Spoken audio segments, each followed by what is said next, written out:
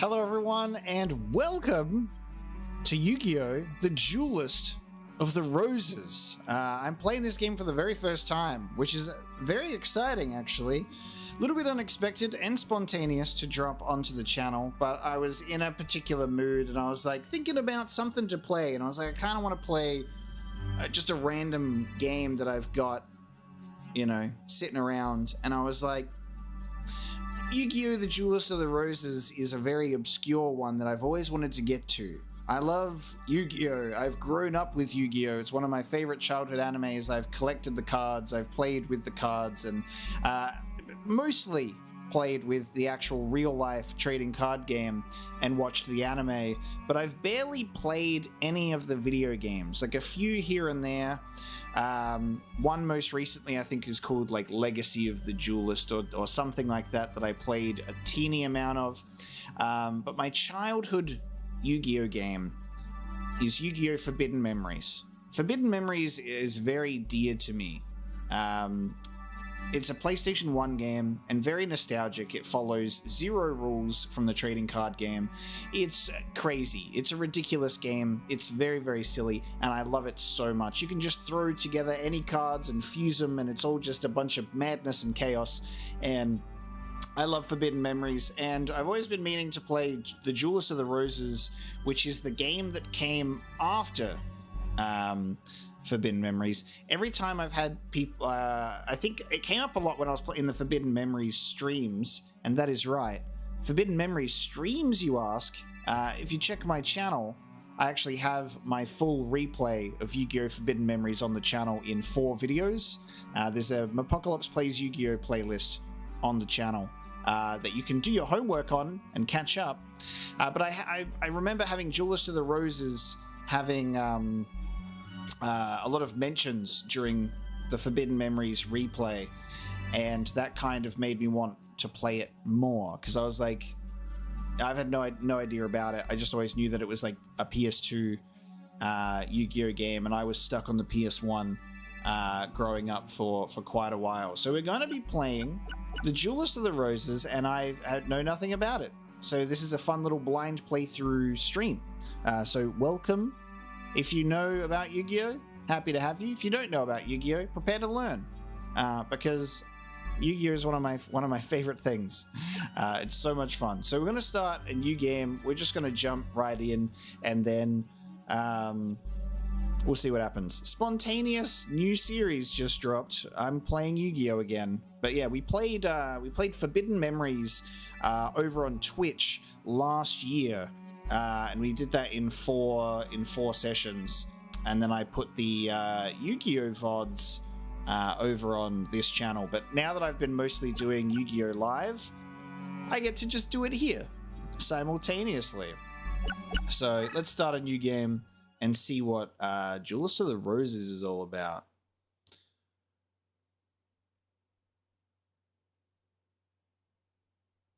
Now loading. The British Empire in the 1480s? Excuse me? Okay. Well, we're off to a good start. The British Empire in the 1480s. What the hell? Okay. So I guess that's where this game is set. The Wars of the Roses, a power struggle between the houses of Lancaster, the Red Rose, and York, the White Rose, to decide a royal successor was nearing an end. With the Yorkists well in the lead, the reign of Richard III was but a step away. Oh, wow. So not only is it a sequel to Forbidden Memories, it uses the same characters. That's Haishin from Forbidden Memories. It's the exact same art style. He's just wearing a different outfit. Oh, it's much closer to Forbidden Memories than I thought then. It's literally the same dude in a different outfit at a different era of time. And in France, Yugi, Henry Tudor, the last Lancastrian heir, was being forced to live a life of exile. The Lancastrian forces were rendered powerless by ancient cards of sorcery wielded by Maximilian Pegasus. What's he called? Okay. He doesn't have a name. Seto. Once again, Seto wearing Blue Eyes White Dragon armor. That's so sick. Seto and his 7 followers, who, known as the Rose Crusaders, served under the flag of Lord Crawford, a powerful Yorkist nobleman. Lacking a duelist to champion their cause, defeat was imminent for the Lancastrians. In England, duel card games were still at the fledgling stage. Thus, the Lancastrians had to look elsewhere for a duel master capable of facing the Rosencrantz in battle. With this in mind, Margaret Mai Beaufort of Lancaster secretly requested a High Druid to summon a duelist from another age. What the hell is going on? Oh, this is a bizarre way to start a Yu-Gi-Oh game. What the hell? We're in 1480s England. At Stonehenge! My Valentine asks the help of an ancient druid who's... Oh my god, it's Simon. Dude, this game is so much closer to Forbidden Memories than I thought that it uses recurring characters. Ooh! Summon from the mystic circle of red and white roses, the one capable of harnessing pure power. There was truth to the legend of the Rose Duelist. Lady Margaret, I did it! Now we have the means for defeating the evil forces of Rosencrantz. Dude, it literally brings back original characters from Forbidden Memories. Haishin as Richard III, and Simon comes back as Simon, but British, but as a British druid. This is insane. What the hell is going on right now? I can't remember when. I think Forbidden Memories is set just in those sort of Shadow Games period of like ancient Egypt, like it's properly in there. And then this actually has like a time period and setting. This is really surprising, actually. This is crazy. Used to love watching GX on Cartoon Network, slightly too young to get into the OG series. I am a big OG series fan. It was always on my morning TV, and I watched GX a little bit here and there, but I was a big OG series fan for like the first like 2 to 3 seasons, and then I didn't have access to actually watch and finish the series until I was in high school and I grew up. So I've watched all of the original series, all of GX, even the season 4, which was never dubbed in English. And I started 5Ds, but I really kind of fell off watching the Yu-Gi-Oh anime past that point. So I've only watched the first 2 Yu-Gi-Oh animes. Waleed, welcome to the stream, dude. Always nice to see you show up. Ancient magic in Egypt is canon, yeah. And then Ancient Welsh is in this game, okay. That's wild. This is such a bizarre take on Yu-Gi-Oh, and I'm here for it. I love it. Oh, my apologies. In my excitement, I'd forgotten I was in the presence of the Rose Duelist. Allow me to introduce myself. I am Simon McMoran, High Druid and Servant of Lancaster. I'm pretty sure his name in Forbidden Memories is Simon Moran, but they've made him British, so they've put a muck in front of it. May I be so bold as to ask the name by which the Rose Duelist would like to be known? Ah, yes, I choose my name. Perfect. Oh, that's the P. I'm getting lost in this. We got a character limit? I think we're good. I think I can full name myself. Wonderful. Mapocalypse, please. Mapocalypse? A fine name indeed. Now, here's the situation. This is just so stupid. I love it. We've been pulled. They're like, we don't have a duelist. We must get an ancient druid to do magical time travel abilities to pull a druid, to pull a duelist into our time. Here's the situation. The year is 1485, and you are currently in Stonehenge near Salisbury, England. I don't know where you came from, but this is more important. The British Empire is in turmoil, with the House of Lancaster's rightful claim to the throne being challenged by the Yorkist usurpers. The power struggle is referred to as the Wars of the Roses, a name based on the badges used by both sides, a red rose for the Lancastrians and a white rose for the Yorkists. Dude, we got Yu-Gi-Oh! Game of Thrones out here, let's go. Right now our kingdom is threatened by the Yorkists and their wrongful claim to the throne. All because the Yorkists enjoy the support of the Rose Crusaders and their sorcerous white rose cards. Using our red rose cards, we summoned you, Apocalypse, to this day and age. We hoped that your dueling experience would defeat the Rose Crusaders and lead us to victory. Mate, I am a Yu-Gi-Oh! Expert. I'm a Yu-Gi-Oh! Forbidden Memories expert, so obviously I'm gonna nail it. You will help us? Of course you will. Foolish of me to even doubt where your loyalties lie. Rumor has it that only the legendary Rose Duelist stands a chance against the power of Rosenkrauss. We appreciate any help you can provide against them. Let me tell you this about Yu-Gi-Oh! Forbidden Memories. That game is tough. Yu-Gi-Oh! Forbidden Memories is tough as nails. That is a painful, torturous experience if you want to actually finish the game. And the end game, the ending segment of that is a gauntlet of pain and suffering, 100%. Finishing Yu-Gi-Oh! Forbidden Memories on stream is a celebratory victory. That was insane. Just as a reminder, now that more people have shown up, I did a Yu-Gi-Oh! Forbidden Memories replay on the channel. So there's 4 videos in a playlist right now for Forbidden Memories. So you can see me sort of go back through that gem and have a great time with people. It was so much fun. But I'm really interested to see how this game is going to be in comparison, that's for sure. We appreciate any help. Before I forget, I should warn you that the rules to dueling differ here from those of your age. Here in England, dueling is governed by what is known as the perfect rule. In addition to several minor distinctions, there are 2 major differences. One is the existence of movement or positioning. The other is the deck leader concept. Oh no, this is getting weird. These are the 2 aspects of dueling that were lost in the process when the ancient sport of duel monsters was adapted to card form. Oh no, what's happening? We're playing by the British rules. British Yu-Gi-Oh! Rules, innit?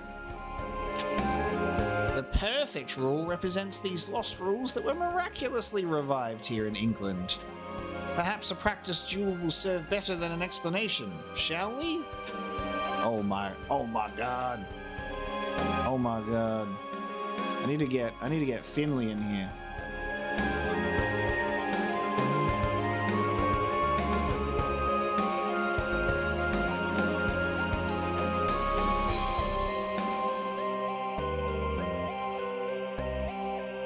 See if I can get Finley in here. Finley is one of my English viewers. We'll see if he'll show up.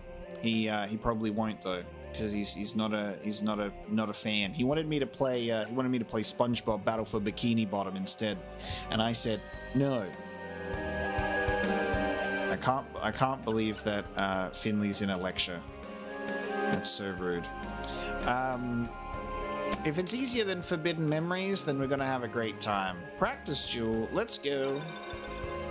Of course we're gonna play a practice duel. Why would we skip the tutorial in a game I've never played before? We gotta see what's going on. Oh, but Harrison, I love Magic the Gathering. Magic the Gathering is so much better than Yu-Gi-Oh! To play as a card game, especially in this day and age. Yu-Gi-Oh! Is my nostalgia card game. I love Yu-Gi-Oh! So much, and I'll love playing the card game on a casual basis. It's rubbish to play competitively. Magic the Gathering is so enjoyable. Magic the Gathering is so much fun. And they never have to change the rules every time a new box of cards come out like Yu-Gi-Oh! Does. Alright, tutorial. This looks absolutely bizarre and crazy. This looks ridiculous. This is not what I expected. Let's see how we go. This is going to be some form of adjustment, that's for sure. Okay, let's start with the basics of dueling. First, let me show you how to summon a monster. To bring a monster into play, you must summon it from your hand to the field. Now let's draw a card from your deck.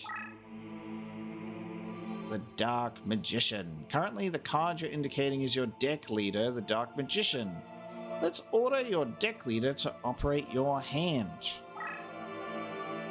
You can do this by selecting your deck leader and pressing the square button. See the blue square? That's the area where you can place your summoned monster. Let's place the monster in a position directly in front of your card leader. Line up the cursor by pressing the up directional button and press the X button. Okay, this is your current hand. Celtic Guardian. Oh, they've got effect monsters in this game, and they're actually effect cards this time. That's awesome. Forbidden Memories has none of that. Forbidden Memories is so basic that it's just like hilarious, but I love it so much. There's an actual effect monster in here, which is really exciting, which means there's probably some genuine Yu-Gi-Oh rules in here. Maybe. We'll see. Apparently, there's only one monster in your hand that can be summoned to the field. This is because summoning a monster requires a certain amount of power. The spot currently indicated is where your currently available summoning power is displayed. At the start of the duel, you have 4 summoning power points. This amount will increase by... Oh, hang on. I disconnected from stream for a second there. Is everybody still good? Are you still with me? Everybody still with me? I disconnected for a second there, apparently. We all good? Can I get a we all good in chat? Just to make sure. Okay, cool. That scared the hell out of me. I can only summon based on the number of stars you have. Yeah, it's all good. I'll pay attention to the tutorial first. If I need any help, I'll ask. At the start of the duel, you have 4 summoning points, so the amount will increase by 3 every turn, and you can accumulate up to a maximum of 12 points. When a monster is placed on the field, summoning power points equal to the monster's level are expended. Great. As if learning just the normal, traditional TCG rules of Yu-Gi-Oh! Wasn't difficult enough, they make a video game where the rules are just out the window and it's completely different and it's something else. And only Yu-Gi-Oh! Could do that. Only Yu-Gi-Oh! Could do that. They're like, what if we just made a whole new card game rule? A whole new set of rules with our card game for fun. When a monster is placed in the field, the summoning power is expended. So we've got 4, so we can summon the Celtic Guardian. The dark cards are the monsters that you're unable to summon. Let's summon the Celtic Guardian. Move the cursor of the card. This is like the most tutorialist tutorial of all time. Press the X button. At this point, if you wish to cancel your selection, press circle. To enter, press X. Press X. You've now summoned the Celtic Guardian. The card is ready for battle. Let's attack your opponent with the Celtic Guardian. So we can attack on the turn a card is summoned, which is also not a proper rule. To control a monster on the field, you must first activate the card you wish to move. God, this is like some weird Yu-Gi-Oh! Tactics. Blue eyes, white dragon is your opponent's leader. Let's try to attack the enemy leader. First, let's activate your monster by aligning the cursor over the card, pressing X. See the yellow square? This indicates the space where your monster can be moved this turn. Yeah, this is like Yu-Gi-Oh! Tactics. It's very weird. Your opponent's card leader is directly ahead. Let's move straight into the space. To move, select the destination and press X. Celtic Guardian advanced 1 space, completing its move for this turn. Monsters can only move once per turn. However, a deck leader's summoning does not count as a move, hence the monster can move immediately after being summoned to the field. Since there is nothing else left to do, end turn. British Yu-Gi-Oh! Simulator. From this point, it's your opponent's turn. Your opponent's summoning a monster and preparing to attack you. I can see their hand? I can see the enemy's hand. What the hell? Okay. That's, okay, interesting. You can see what cards they pull in. Now it's your turn. There's an enemy monster heading your way. Let's use the Celtic Guardian to eliminate the threat. To attack your opponent's monster, all you have to do is move your monster into the same space. A monster attacking another monster is referred to as a battle. The outcome is decided by attack and defense. Putting the outcome aside, let's attack. Okay. You can only see their hand in the tutorial. Makes sense. Well, we know it's a baby dragon, so we know that we win. Oh my god, who's doing these animations? That was abysmal. That looked so bad. You've eliminated your opponent's monster and moved one space closer to your opponent's leader. Your opponent is now aware of your monster's strength and will bring a more powerful monster to retaliate. I get it. So you summon cards face down, then you reveal them and go surprise. Let's take a look at the factors that govern the outcome of a battle. So that means that whenever you attack a monster, you're always gambling. You're like, either I'm stronger or I'm not. And then we'll find out.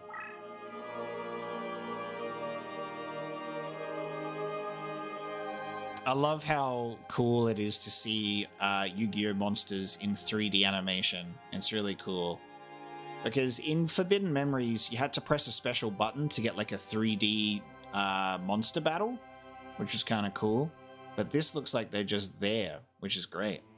Here's how your attack played out. Your Celtic Guardian was in the attack position. It automatically assumes the attack position when it's moved. Attack position indicates your monster has either moved or attacked. A monster that doesn't move and holds its position is said to be in the defense position. Okay? Celtic Guardian and Baby Dragon, both an attack. The outcome of the battle was decided by comparing the strengths of each monster. 1400 compared to 1200. I win! Oh, I just saw the attribute icon flash. Is this game also going to have like those weird sort of like stat boosts that you get like with Forbidden Memories? Forbidden Memories was like if a water monster attacks a fire monster, you get like a 500 attack point increase, like weird shit that doesn't exist in the game. Does this have the same thing? It's going to have like attribute bonuses and stuff. Baby Dragon is eliminated. Now let's take a look at what might have happened if the opposing monster was stronger. Pokemon rules. God damn.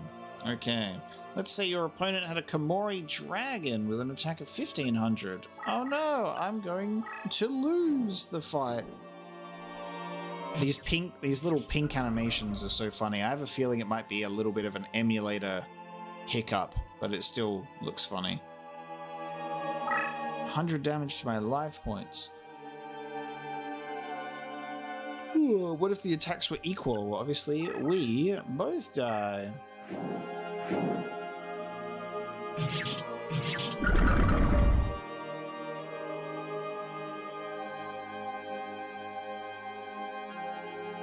Both monsters are eliminated, and nobody suffers damage.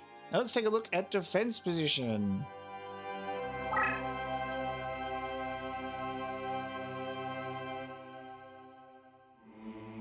Hard Armor is a monster with a high defense factor. The card is currently horizontal and in the defense position. A monster set in this position cannot move or attack. In battle, the defense of a monster is used to decide the outcome.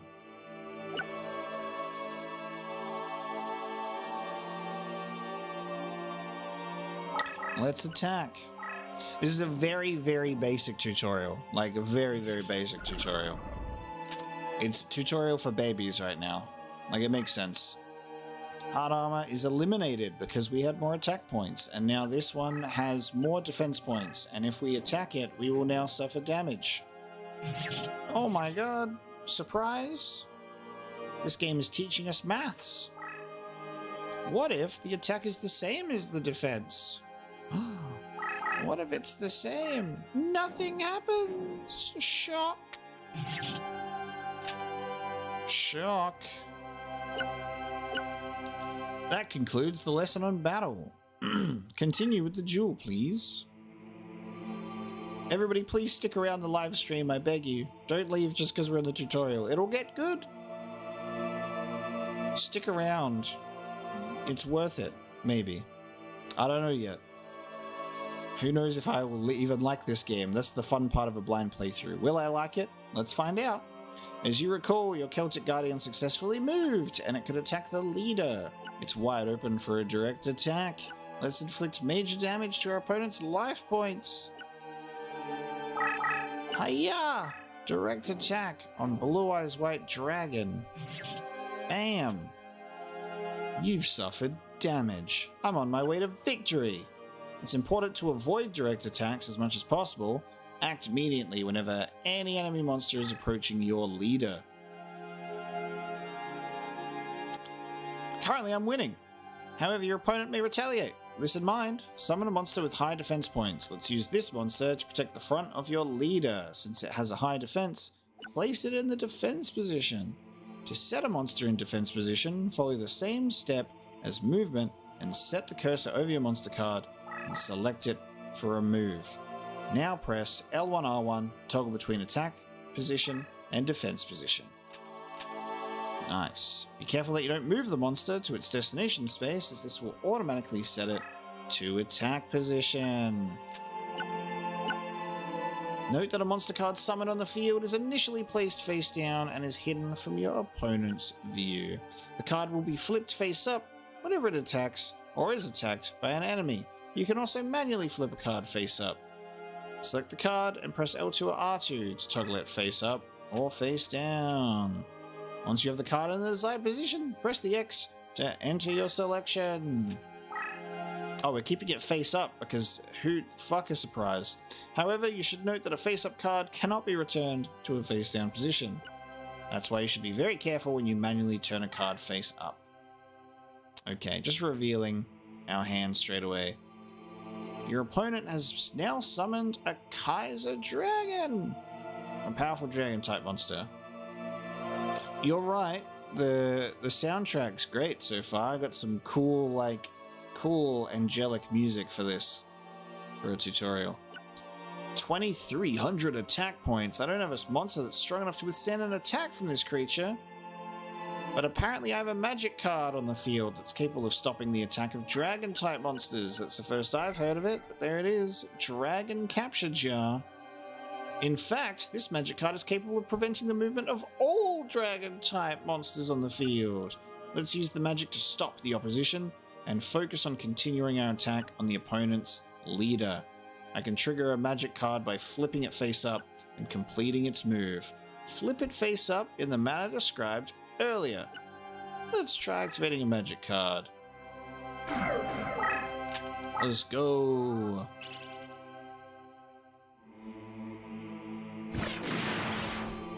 Got him.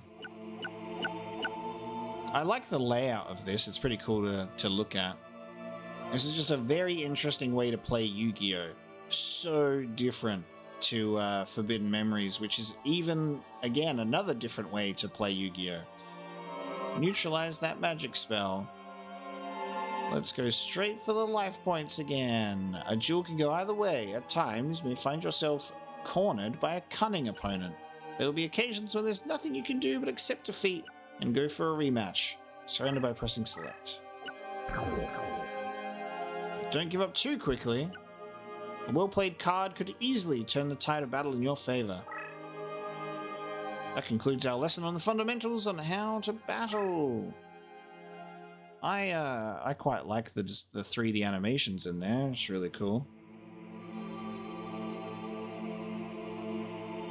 Oh, I've just literally got the head of Exodia. Okay.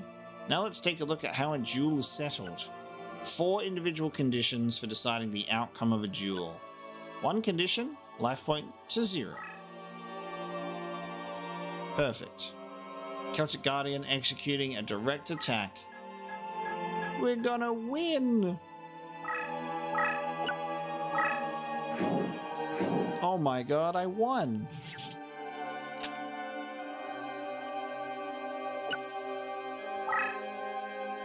Thanks, game. In this scenario, the life points of both players are 500. Your opponent has a not too powerful needleball monster in play. However, the monster has a special ability. Here we go. Effect.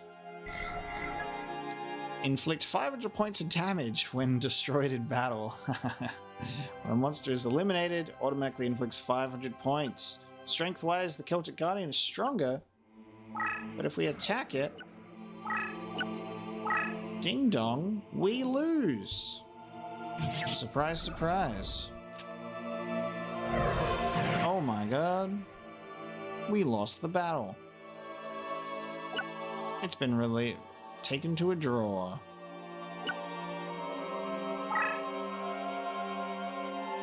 Dark Magician Girl was the OG series, yeah. She was season 2. Dark Magician Girl is great. Another condition that decides the outcome of a duel is the occupation of summon areas. Oh, okay. The areas indicated in blue whenever you attempt to summon monsters are called summon areas.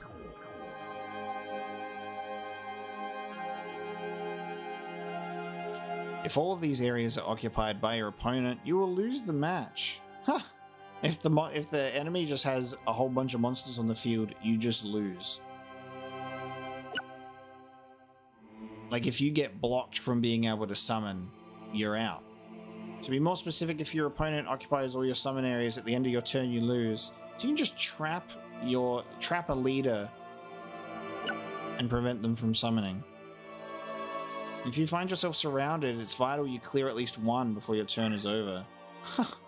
Okay. So don't get cornered like that, because you only get 3 summon areas.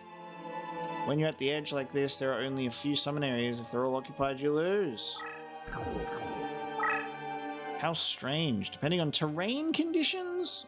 This is a labyrinth wall on the field right now. Depending on terrain conditions, there are spaces that cannot be used as summon areas. They're blocked by a labyrinth wall? In this situation, there are fewer summon areas, and if they are occupied by your opponent, you lose. The next condition for deciding the outcome of a duel is LP comparison, resulting from the clock running out.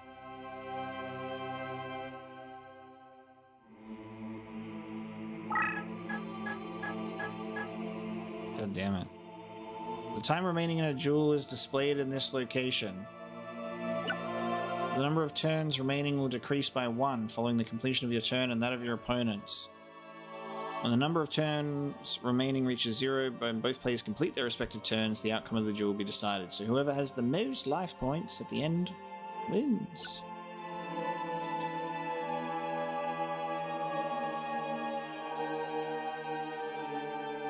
The player with the higher life points is declared the winner.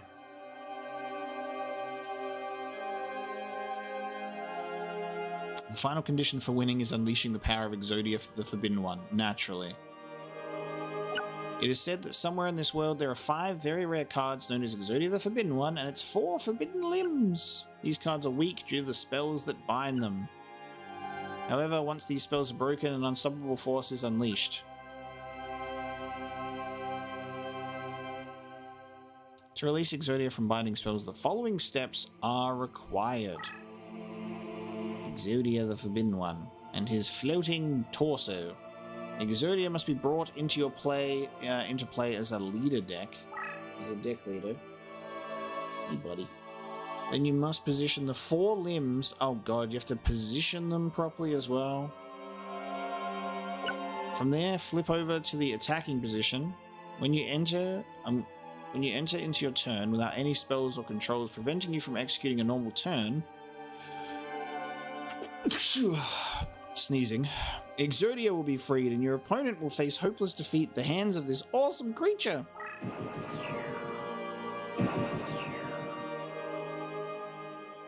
We get to see it. Oh my god, he's gonna join all of his limbs.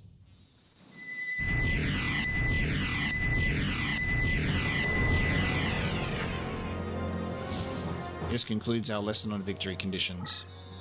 Nice.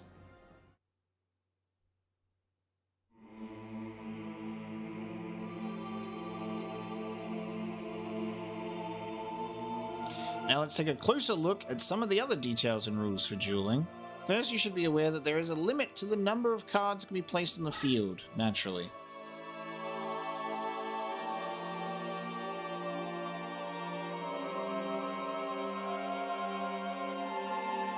Here is a situation in which several monsters have been summoned to the field.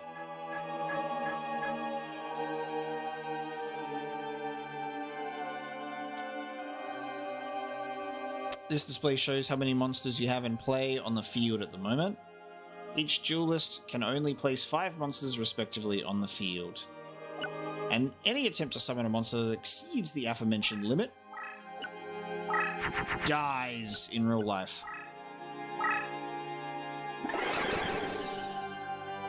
I have a pretty clear understanding of this. Like, I know what's going on at the very least, but goddamn, yeah, big tutorial, big tutorial. It will result in a summon monster being reduced to dust.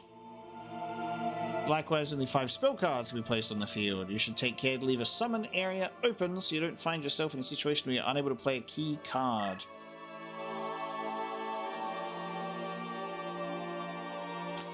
Now let's talk about the consumption and recovery of summoning power points. Summoning power points are required in order to summon a monster to the field. I thought we went over this. 4 summoning points, we get 3 each turn. We have a maximum of 12.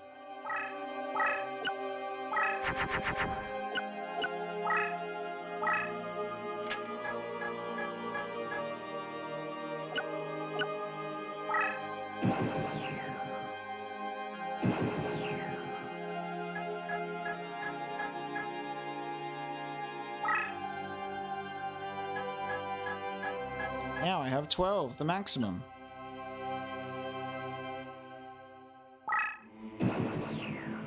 Can't wait to summon a monster that's 12 stars.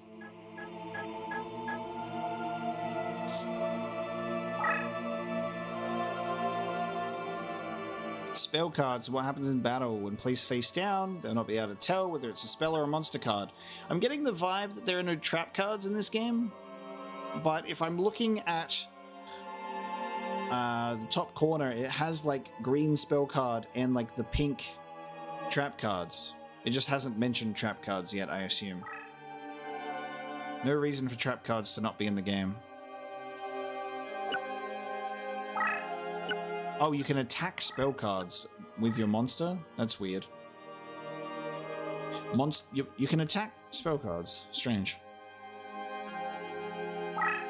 Weird.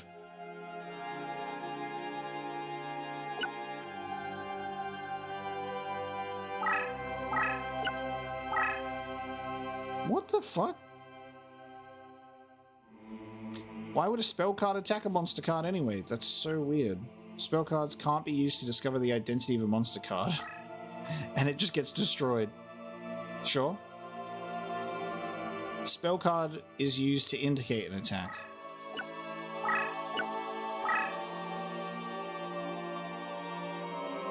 Yep. Spell card's destroyed. Still the case even if the monster's in the defense position.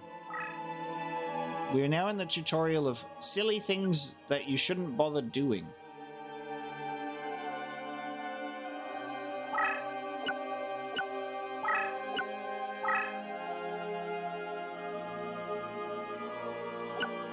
Yep. So be careful where you move your spell cards. Oh, spell v spell card. Okay, let's have a look. When you attack a spell card with a spell card, they both die. The attack spell card is destroyed, and the attacking spell card. Oh, spell cards can fight. Okay. So if I attack a spell card and win, yes. Now face up, attacking a face down spell card.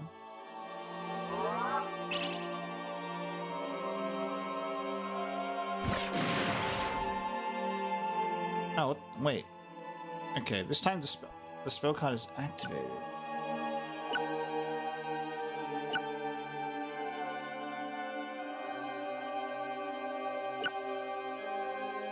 Okay. Interesting. Now we'll discuss terrain effects. Oh, they've brought back the terrain effects from Forbidden Memories. The field on which a battle is conducted consists of spaces with various terrain, which will looks like it only applies to small areas, but I am assuming stat boosts and buffs and debuffs depending on the type. Terrain of unique energy force and strengthen or weaken a monster. Here's Raigeki in this game. Alright, I know how terrain works. It'll gain like a attack or defense boost depending on what it is. It's on a meadow space. Now it's been raised by 500. That's good. It has increased movement. Damn, you got more movement in meadow as well. So it's not just an attack and defense boost, it's also got a terrain bonus of movement. But because it's face down, it doesn't get the terrain boost because it's not identified.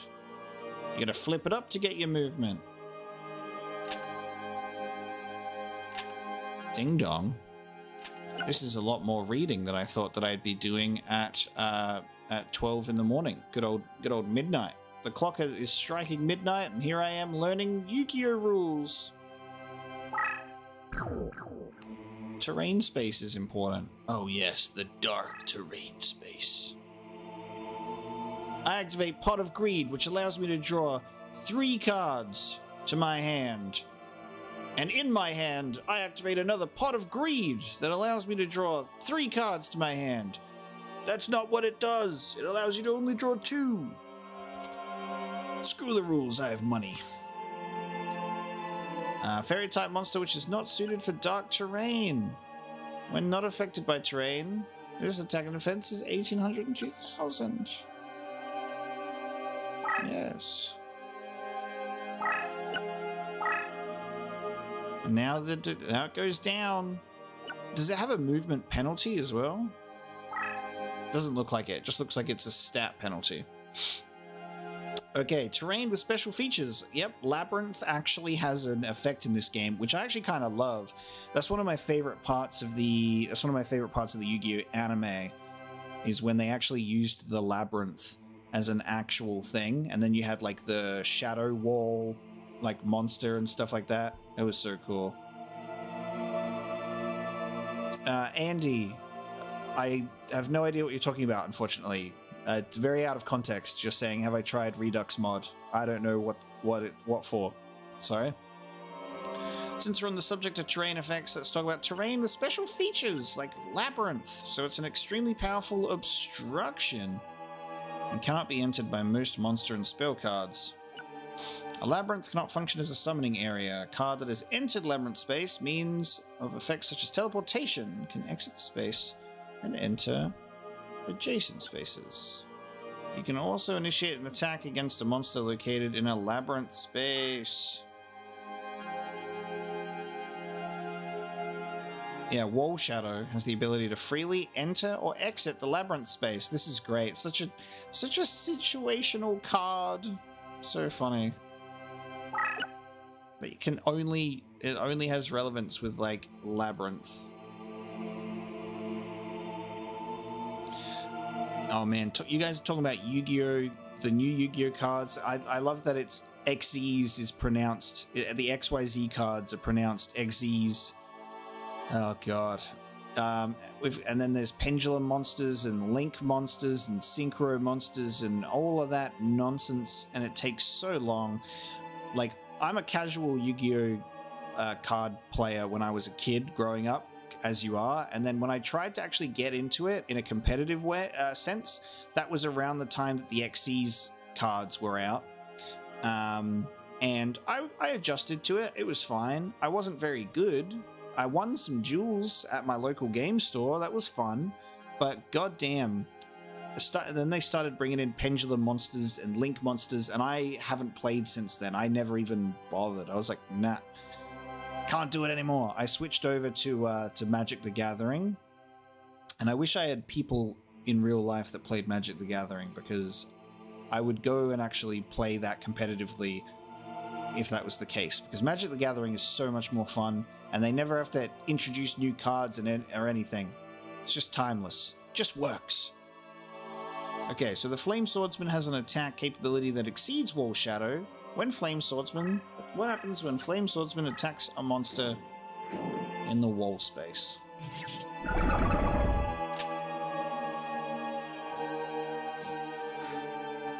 We have a dog. We have a dog. He's going, Mapo, why are you up late playing video game and not lying on couch with me? Why aren't we watching anime? As can be seen, the opposing monster is destroyed. However, Flame Swordsman cannot enter the labyrinth space. Aside from certain monsters, labyrinth is a space that can never be entered, making the space ideal for preventing an advance. Use it wisely. Crush terrain can be entered with no resistance. Oh, crush terrain. Okay. And has no positive or negative effects on most monsters. However, the area is infected with a plague that will attack and destroy powerful monsters. This game was created for the sole purpose of giving glory to Wall Shadow again. Yeah, it was like, hey, remember Labyrinth and Wall Shadow? Let's make a game that, like, helps them out, you know? Specifically, any monster with an attack of 1500 or more is immediately destroyed. A monster is summoned in the crush space, moves into a crush space, is located in a space. I know that the crush card is like the 1500 or more. Crush card terrain is really interesting. When I was a kid, the only additional monsters in the extra deck was fusion monsters. Polymerization, baby. Back in my day, Yu-Gi-Oh! Used to make sense. It's the children who are out of touch, not me. Since the Celtic Guardian only has attack of 1400, not affected by Crush Space, but Flame Swordsman is, because he's 1800. Too much tutorial! My brain hurts. Like, I get it all, but goddamn. Oh my god, he's got the virus. He dead. Alright, avoid crush space if you're strong. Now we'll discuss spellbinding. Card is unable to move as a result of a spell or other means. When a card is spellbound, it cannot be moved, flipped, or repositioned for attack or defense. Man, they should have spaced out the tutorial more or something. Like, goddamn. Celtic Guardian cannot move due to a spell. Turn count begins the turn count for a spellbinding begins on the turn, so that doesn't make sense, following the actual casting of the spell. If you're spellbound for one turn, it won't be able to move in the next turn, regains movement on turn following the next.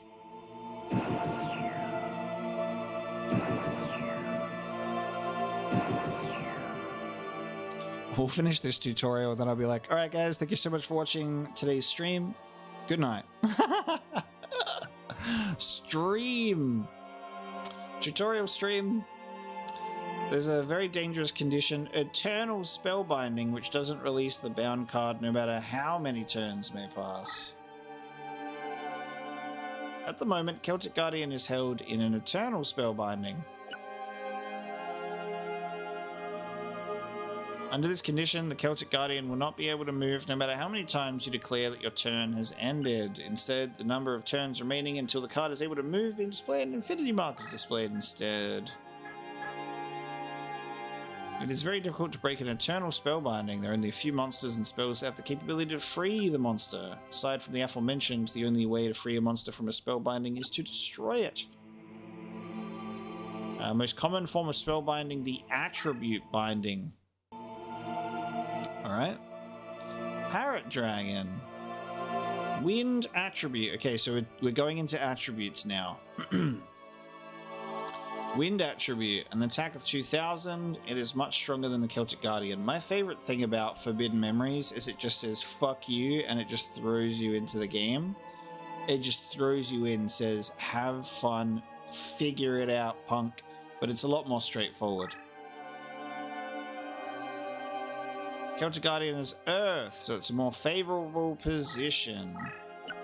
So we get a little bonus here.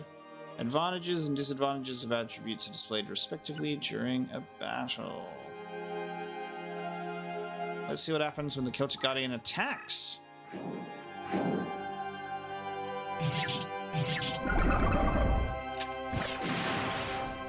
Weird. So I can like sacrifice my monster because he's weaker, but it gets spellbound for 1 turn. That's a weird sacrifice play to make. Monster of lower attribute that survives is spellbound. Even if both monsters survive, the rule applies. That's a much better way to do it. As in a case where a monster is unable to destroy a monster with a higher defense. Okay. Attribute difference can be effective when using a weak monster to render a stronger one immobile. Okay. That's a pretty big strategic play there. An opponent's powerful monster is in pursuit. You don't have any surprise up your sleeve and your leader is isolated, creating a dangerous situation. Even under such desperate circumstances, a good duelist will bide for time, believing in the summoned monsters and the chance of drawing a card that can turn the tide of battle. Heart of the cards, baby! Your belief in the luck of the draw could be the key to winning a battle. Heart of the cards, the destiny draw. Depending on how desperate a situation is and how gifted you are as a duelist, you may be granted the opportunity to attempt a destiny draw. Oh, interesting. It looks like victory may smile on you. This is your chance to draw the card that could turn the tables. The destiny draw opportunity is signaled by flashing the area that is normally used to indicate that you can summon a monster from your hand. Oh, what the hell? They got the anime feature in this game. Let's go. Drawing when this condition is indicated will usually result in the drawing of a card that will help you. You can break the game. That's so funny. It just gives you a card. That's so funny. That feels like cheating. Try drawing a card now. Wow, I got the Destiny draw. I got Exodia. Take a look at the last card that you drew, the card on the far right. It should be a card that will bail you out of your current situation. Wild. Using this will help you overcome your desperate situation. Destiny draw depends on luck and only occurs once in a duel. When it might happen is anyone's guess. All you can hope for is that Lady Luck smiles on you when you most need it. And that won't happen if your hand already consists of 5 cards. If that is the case, all you need to do is reduce your hand. Dude, this is nuts. There should be a basic tutorial that covers like the need to know, and then there should be like an advanced tutorial that you can come in like later, because this is so much information to pile on you at once. God damn.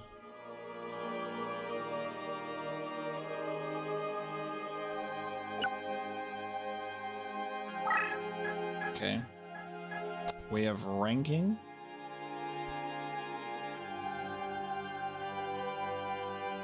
Highly ranked card demonstrates special powers. Dark Magician is now ranked a Field Marshal. Military Yu-Gi-Oh! Just dropped. We got Sergeant Dark Magician over here. Man can now command Marines into battle.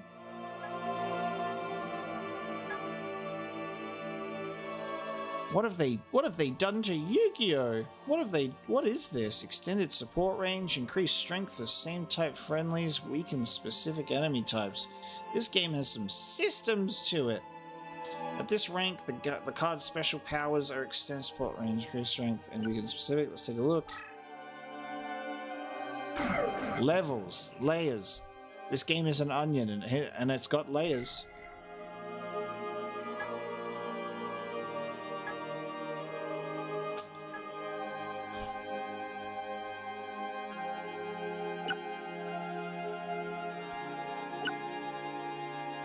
Huh. Since there's different powers, we won't be able to cover them all. Imagine if it was like, let's cover every single power in this tutorial. So, this game is now Pokemon. Level up your cards and get stat boosts, and also promote it to Major General in the military so it can do stuff. So we can Baby dragon can turn any approaching enemy card face up.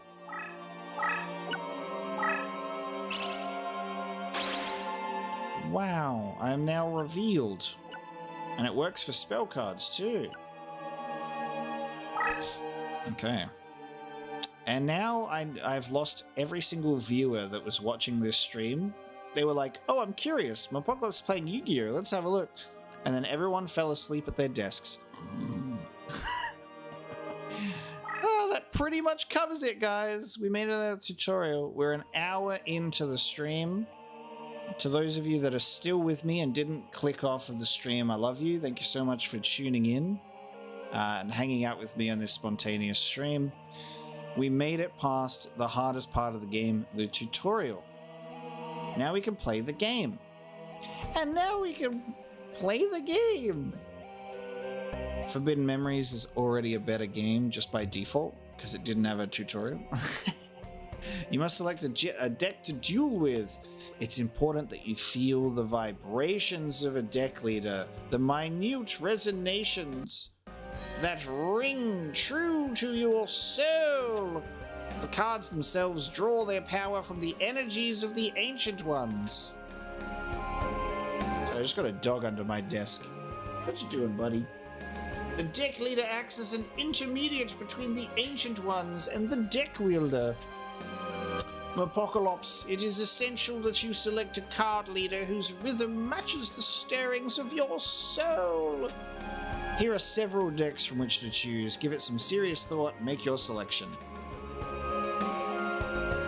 Choose carefully, for the deck you select will guide the destiny of your duels. Nice. Okay, so we can select multiple decks. So we got 3. All right. This is really interesting. Forbidden Memories, the decks that they give you are randomized.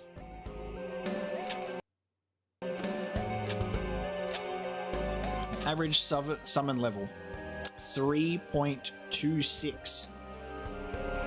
Alright. Fairy King Truesdale, Patrician of Darkness, and Twin-Headed Behemoth. So we've got the main races, which is Dragon, Spellcaster, and Fiend, Insect, Plant, and Beast, Zombie, Fiend, Warrior, Plant, Dark and Earth, Earth, Dark, Water, Wind, and then Dark, Earth, Wind, Light. I see. Look, I remember all my Yu-Gi-Oh stuff. Okay, so check the types and level count. Decks are randomized based on your name. Interesting. So I guess this is like our deck leader card. So this one has the highest average summon level. This one is our strongest leader card. It's also got an effect to it. Jacob, as my resident Duelist of the Roses expert in chat, who should I go for?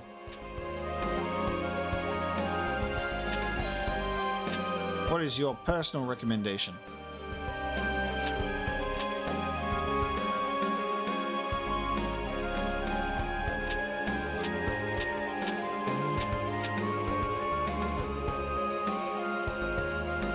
Which one's the starter deck?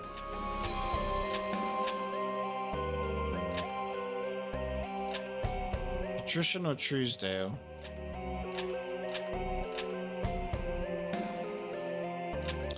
The stirrings of my soul said, ask Jacob. Because Jacob is my deck leader.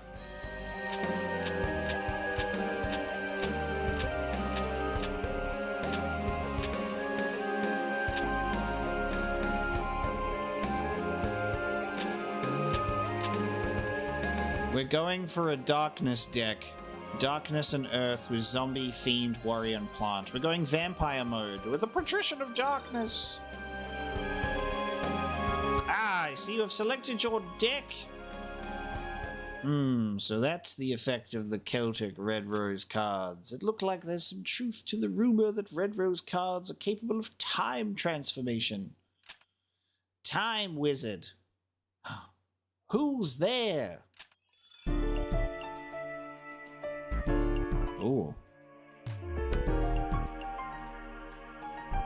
music. And then Simon's like, oh no, I've been teaching you about Yu-Gi-Oh! For over an hour now that I forgot that it gives enough time for the enemy to swoop in and kill us.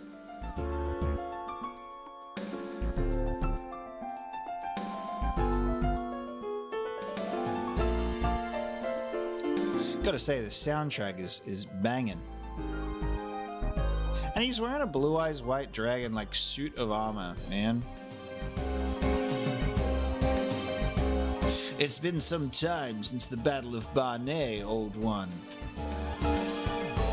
Rosenkraus, what brings you here?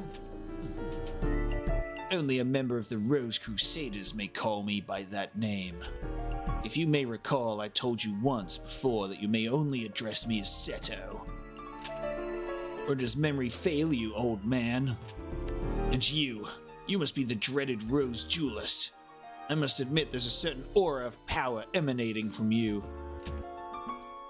I believe an introduction is in order. I am Seto, leader of the Rose Crusaders. There are members of our little group who prefer to call me by the name of C. Rosenkraus. I ask you again, what brings you here, Seto? And how long have you been waiting behind Stonehenge, waiting for us to finish the tutorial? Mind your manners, old man.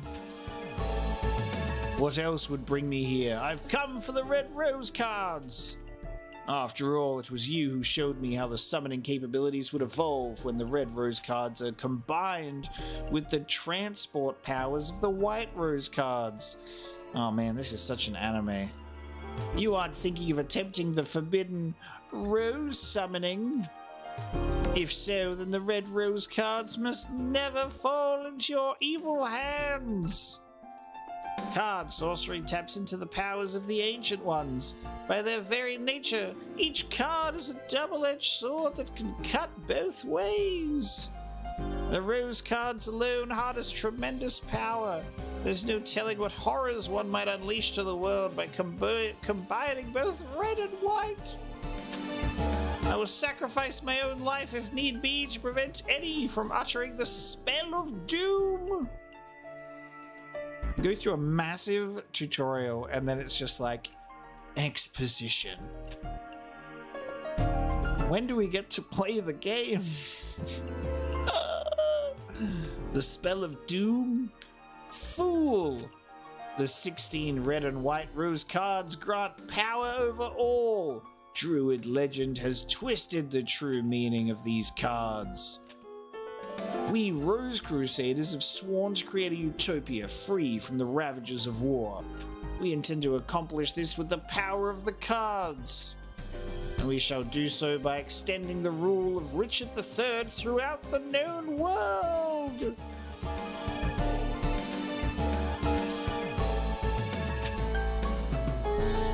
Piano bop. If I had to choose which character I would go with from the anime up to the battle final episode of OG series, struggling to understand that question, but Joey all the way. Joey's a ride or die, baby. He's got the time wizard. By the way, it was clever of you to form a circle of red roses within the white rose barrier to summon the Rose Duelist. But you were foolish to come alone. This area is surrounded, and if you wish to leave with your life, you will do so only by handing over the red rose cards. Quick, Simon, rip the cards up. Tear them into pieces. Me, a fool? Then what about you? Are you fool enough to actually believe the red rose cards would remain here in my possession? Haha, I've put them in my ass. Right after the summoning, I had the cards dispersed among our best duelists to keep them from your tainted hands. Then you leave me with one option. I shall enlist the aid of your precious Rose Duelist. I'm going to hire him or bring him over to my side. You take leave of your senses. And you speak too soon, old man. Heed my words, Duelist. If you wish to return to your proper time period, you will require 16 cards of the red and white roses. Yeah, I do love that we've just literally been kidnapped by the time. We got kidnapped out of time and forced into this mess. This guy literally pulled us out from 2023 and said, all right, I'm going to teach you how to play Yu-Gi-Oh! In the 1480s real quick. And then everything will be fine. It's just Yu-Gi-Oh! Laughing. The red and white roses. The red and white positions must be laid out in reverse of the summoning order to send you home. You know the spell? Since you need the 16 rose cards just as much as we do, I propose a partnership. Help us gather the cards and I shall guarantee your return after we've achieved our ultimate goal. An absurd proposal. Do you think that the Honorable Apocalypse would even lend an ear to your ridiculous proposal? Can you be so sure, old man? Let me see. Simon's side has 8 of the red rose cards, while my side, the Rose Crusaders, has possession of the 8 white rose cards.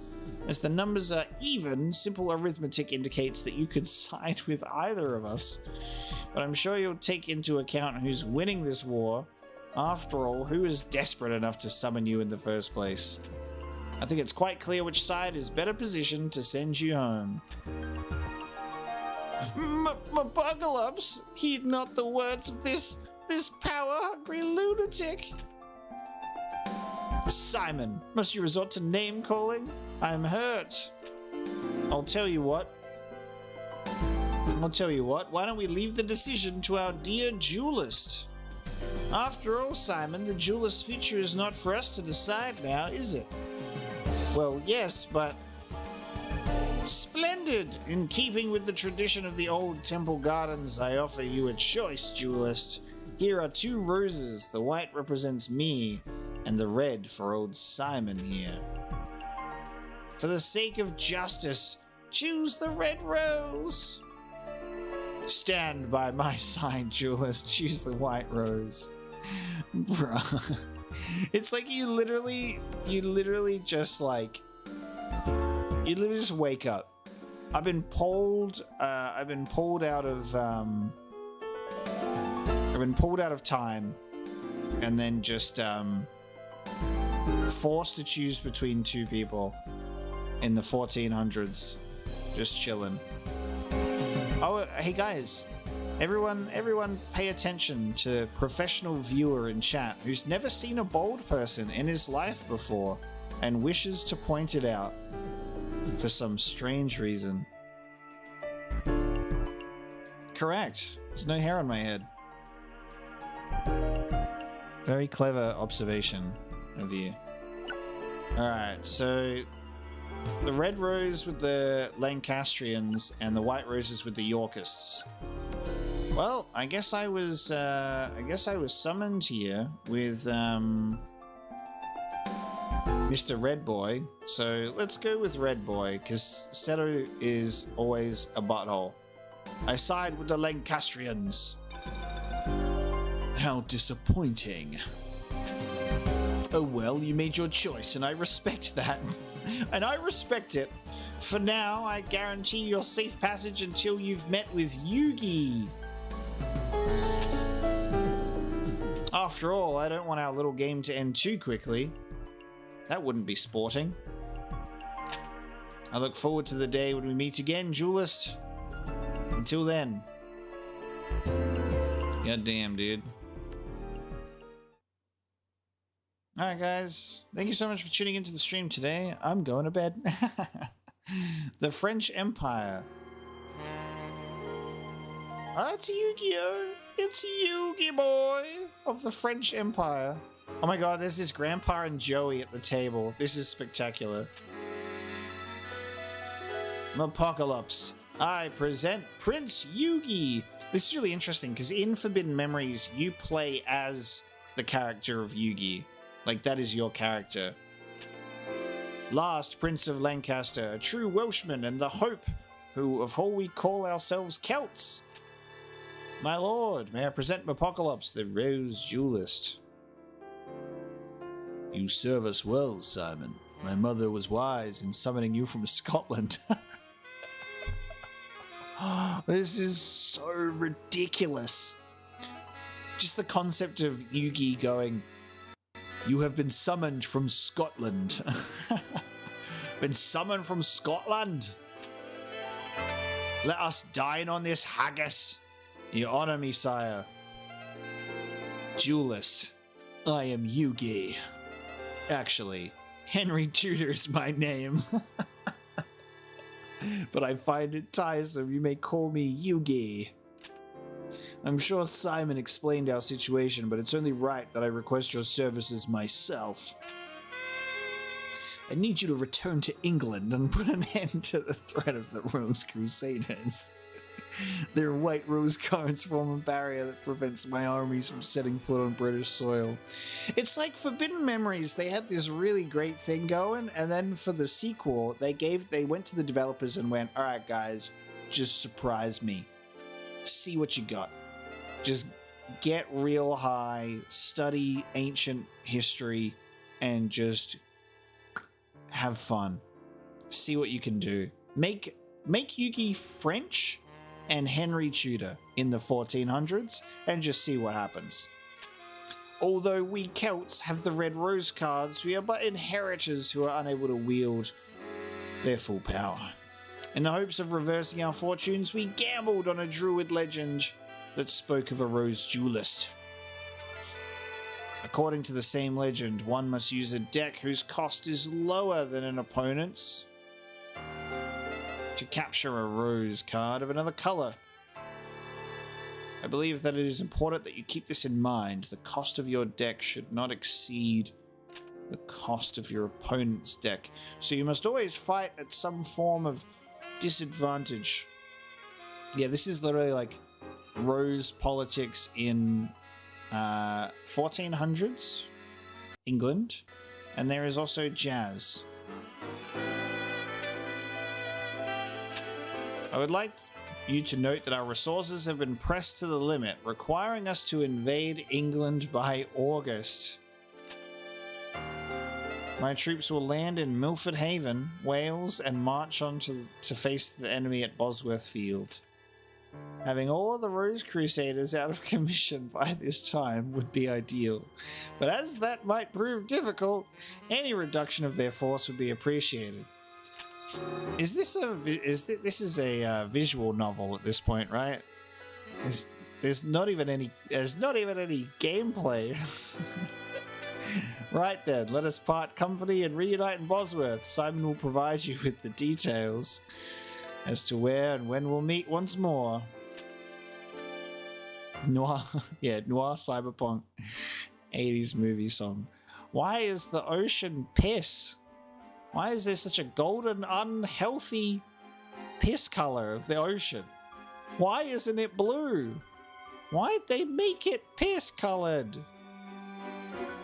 Alright boys, I just had a whole bunch of alcohol and junk food, and I've just gone for my first piss of the day, and look at it, golden shower. Why didn't they make it blue? It's so bizarre. Master, choose a destination. I wish to head to Chester, Tewkesbury, or Stonehenge. This is amazing. So we've got Rex Raptor and Weevil Underwood as ancient English people. Okay, so we've got system. I feel like after that I should save my game because of how long that was. Yeah, I love Egyptian mythology in my British Yu-Gi-Oh game. All right, let's have a look at our deck, shall we?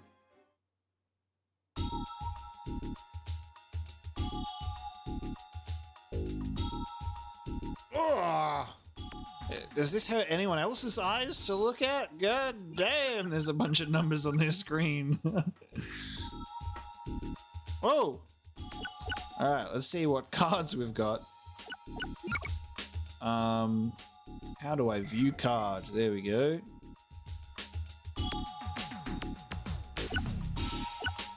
This is my deck leader, Patrician of Darkness. Saggy the Dark Clown, nice. Oh god, not Shadow Spectre, not Skull Servant.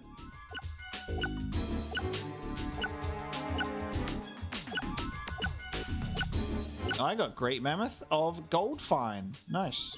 2200. Zenki.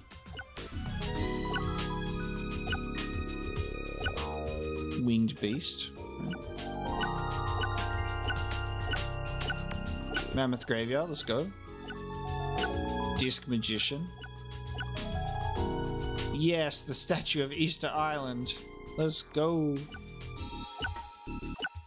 Yami, Ukazi, Dimension Hole, Sword of Dark Destruction, Violet Crystal, Curse Breaker. Nice.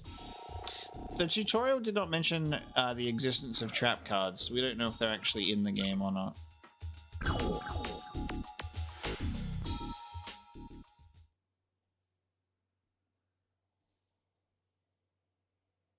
I can't believe that we made it to gameplay. Okay, Master, choose a destination. Are we allowed to go to previous areas? We can only travel from here. Okay. Milford Haven. I guess we should, let's go, oh, hang on, we can see their deck cost, 854, ours costs 815, so Rex Raptor is stronger. To Chester we go.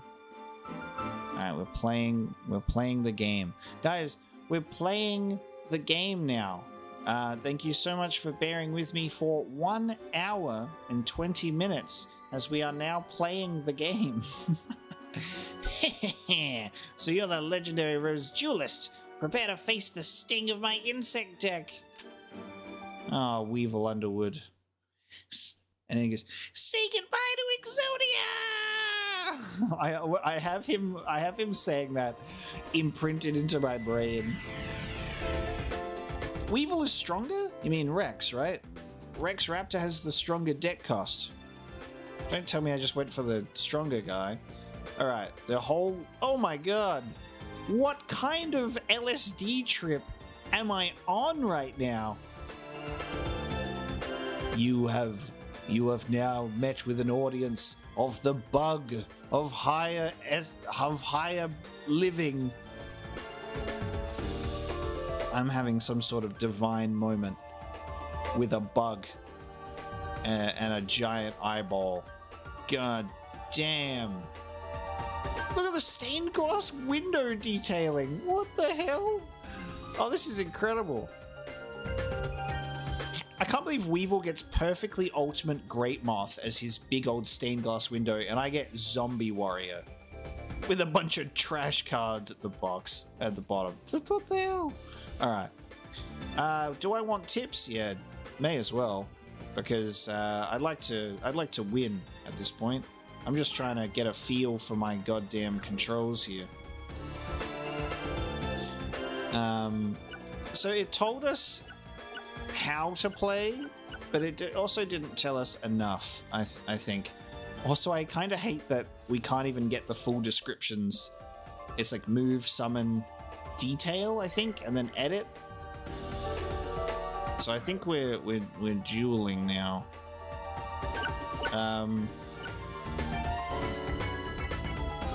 Graveyard option, surround and edit. Like I hate that like these words aren't fully said, you know. Okay. Well, should I summon a card? I don't even know what cards I have. Here we go. This is what cards I have. We've got 4 summoning power. So we're gonna summon the Disc Magician.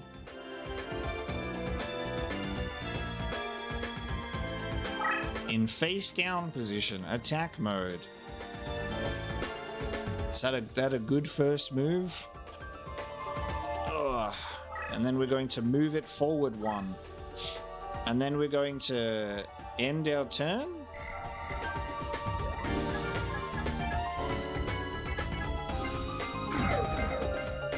You can fuse like forbidden memories, really? God damn.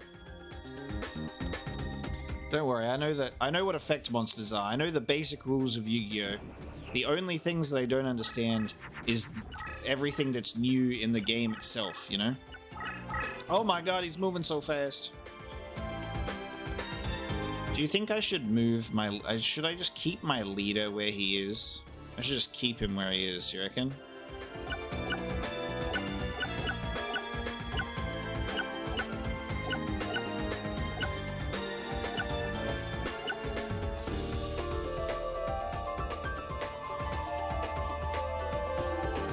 I can change the camera angle with the analog stick.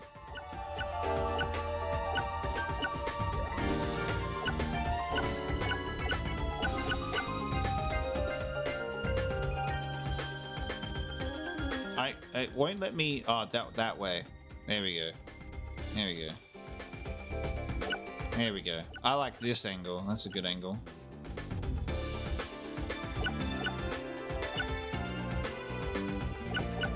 So I have no idea what his card is going to be. And he's got a home field advantage of forest.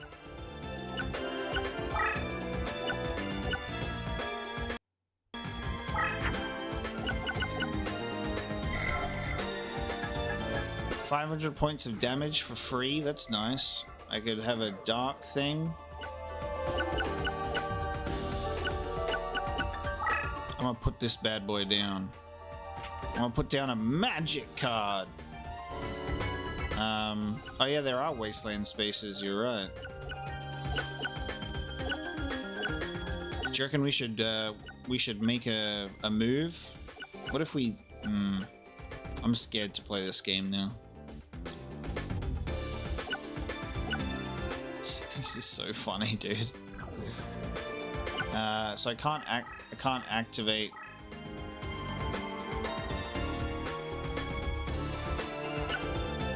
God, this is...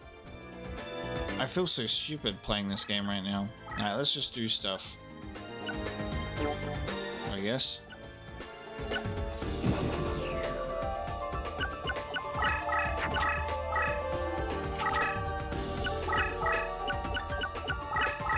He's attacking me. Oh god, I'm dead. Giant flea. Got destroyed by a giant flea. Oh my god. Nice. We actually have a full proper battle space.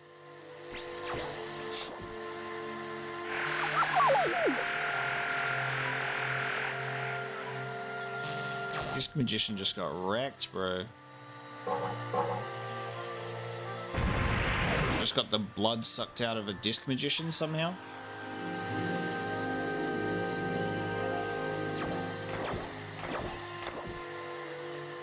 I just got absolutely destroyed. That's good. Lost life points and my defense. This game's over, bro.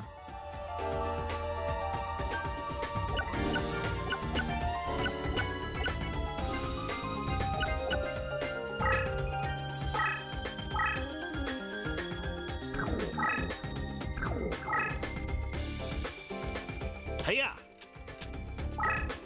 Activate spell card.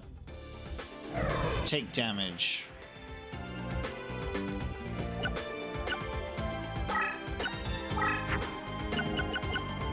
I literally cannot defend against this dude. I'm terrified.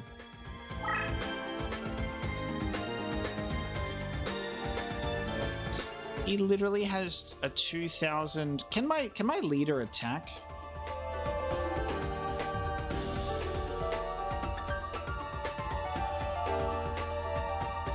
Changing terrain will also stop his monster being able to move so far per turn. True.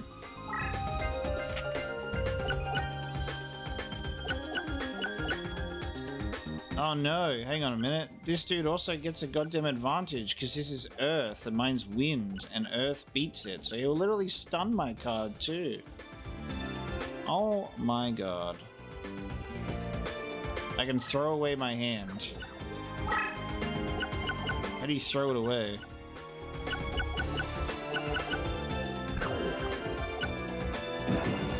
This is a disaster.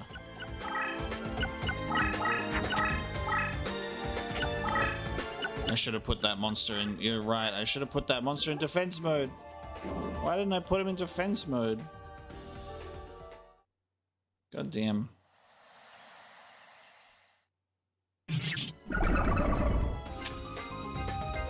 Well, this is an embarrassing first try, isn't it? Sheesh. Alright.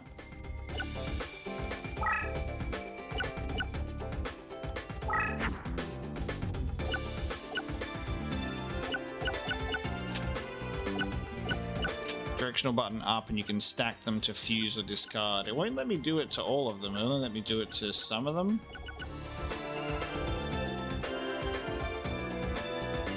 It only lets me do it to some of them.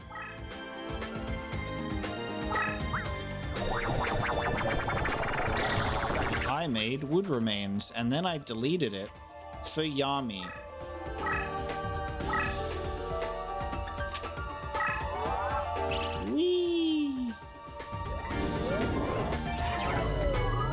Darkness. And then I'm gonna move this guy so he doesn't get... So he's not straight on. Oh, he's only got 1,500 now. Damn. I should have paid attention.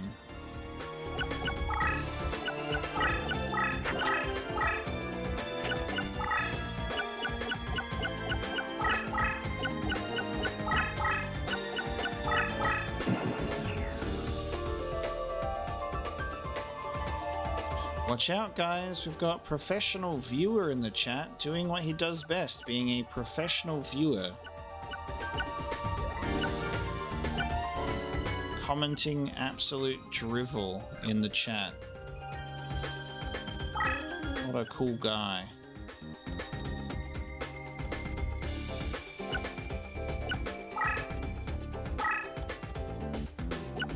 Like, congratulations on your observation, man. This guy who hasn't played this game before is such a noob. Well done. You're so clever.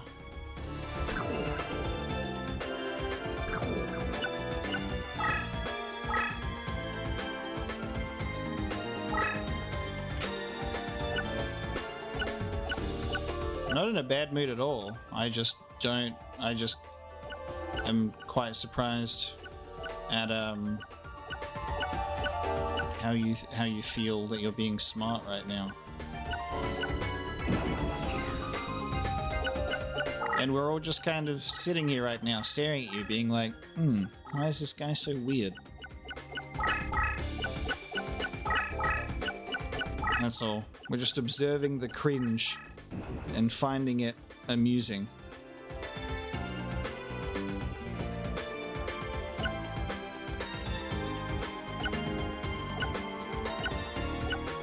Okay, I now have more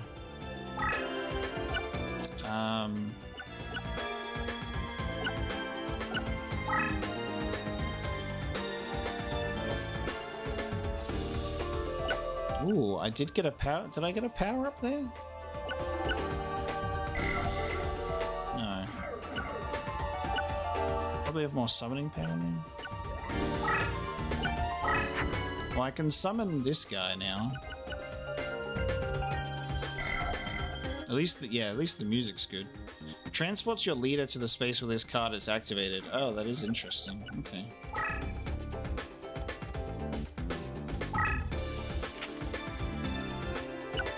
Now, in terms of cards, just so I can get another clear confirmation on this, cards can only attack if they're like facing each other?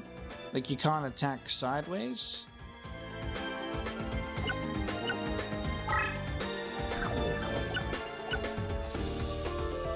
This feels like such a mess.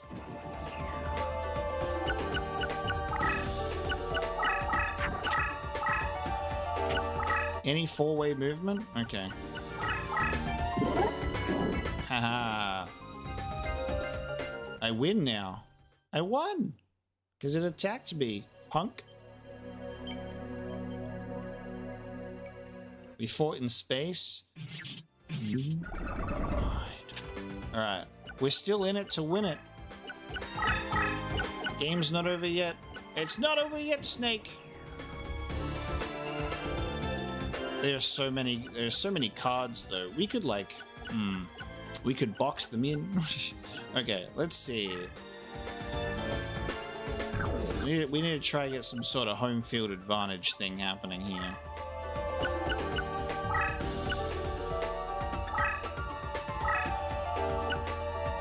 This is so crazy though.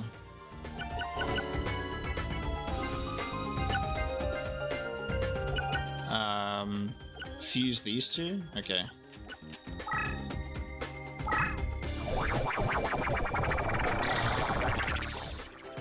Oh, Flower Wolf. And Flower Wolf would be sweet on forest terrain, right?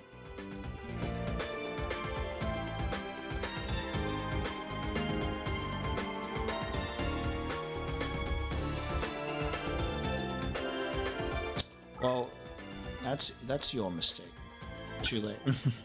Shouldn't Flower Wolf get a... Does Flower Wolf get a forest thing? I think it does, right? It should.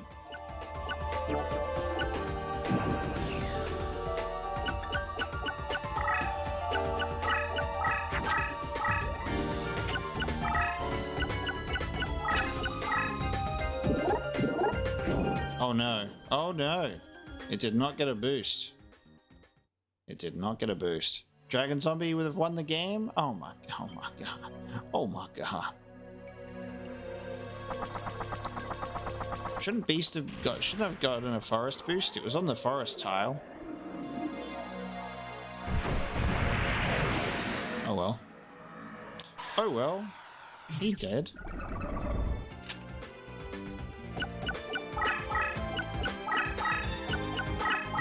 The computer is so wild.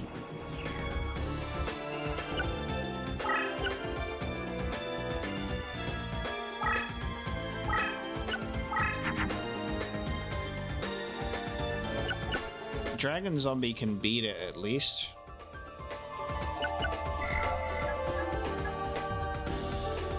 So Cyberstein transforms occupied space into wasteland when engaged with battle. I'm pretty sure Beast is Meadow. Oh, what? No, you are right. Hang on, it's the camera angle. It was on a darkness tile, wasn't it?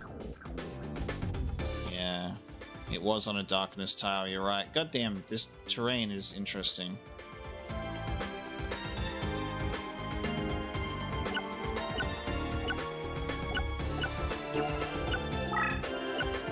Save Dragon Zombie and get a different plant type to fuse? Okay. This is on PS2. Alright, well I'm gonna put this bad boy down then.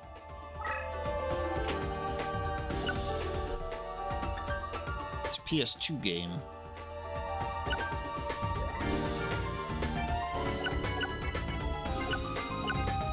We're definitely on the defensive right now, that's for sure.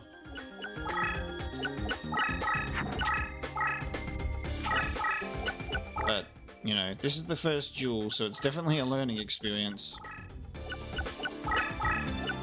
Oh, it looks complicated? Just you wait. We were in the tutorial for over an hour.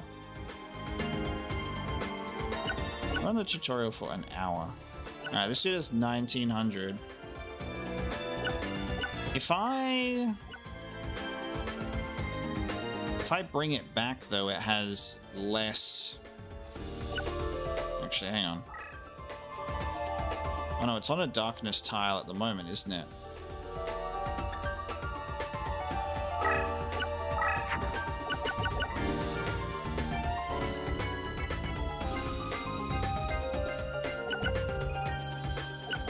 Would this not make, like, Stone Dragon? The Dragon Zombie with Stone Ghost?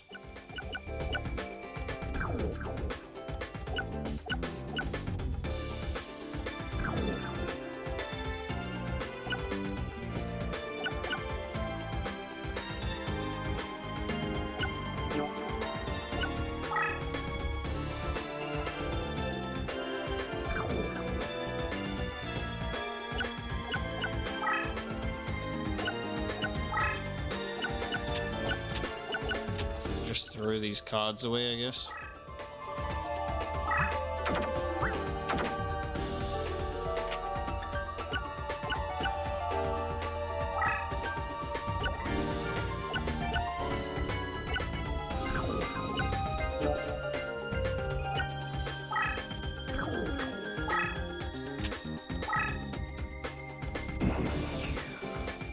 Oh god, I should have put that little bug caterpillar thing in defense mode as well. Yeah, see, in Forbidden Memories, ditching the cards is a thing that I'm just so aware of. Because Forbidden Memories I'm so used to playing, but this is just so new.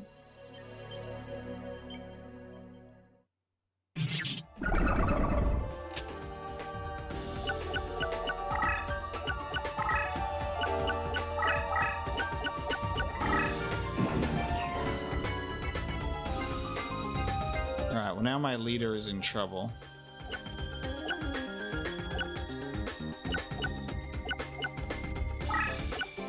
And I'm also gonna I'm running out of potential summon spaces when I do this too.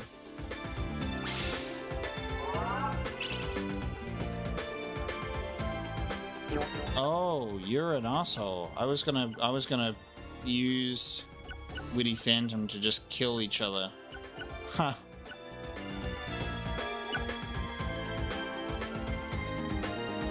Wild. Okay. I might, in that case, just summon Dragon Zombie and then just, like, attack it straight away. I'm gonna throw away some cards here to get Dragon Zombie on the field. And just put it there. Oh, there's a fusion there? Zombie warrior. Nice. Alright.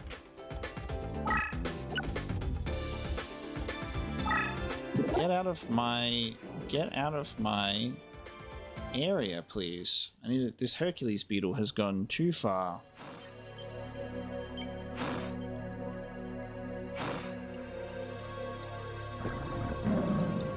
The space music in the Yami field is so cool.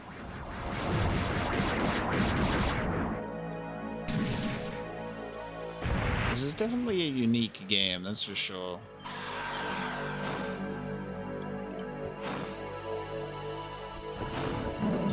A plant monster and dragon zombie? Yeah, that's like, what is it? Jungle... Is it Jungle Bee... Bee Dragon Jungle King or something like that from Forbidden Memories? And so you can fuse... You can fuse cards that are already placed on the field, I believe. Alright, let me place this card in defense mode because it's a trash card. I'm worried about this card as well. Alright, let's see what happens.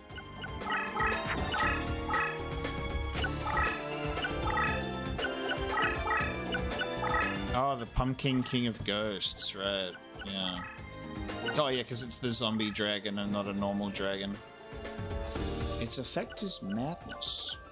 Okay. Do I have a plant? No. Only insects. Well, I can only ditch these two, so let's summon here.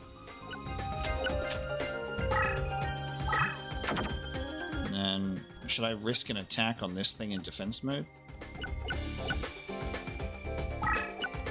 Alright, I feel like we're gaining some semblance of a foothold here. Like, I have a defense here. I might attack this thing. Oh, that was a spell card or magic card, because it's just gone. So whatever was there was just a spell card? I just deleted it, I guess?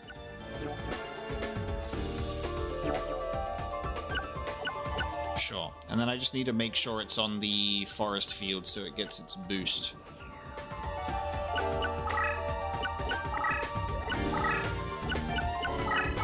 This is a very challenging first duel experience. I've never felt like more of a novice in a Yu-Gi-Oh! Duel before. It's quite interesting with how this works.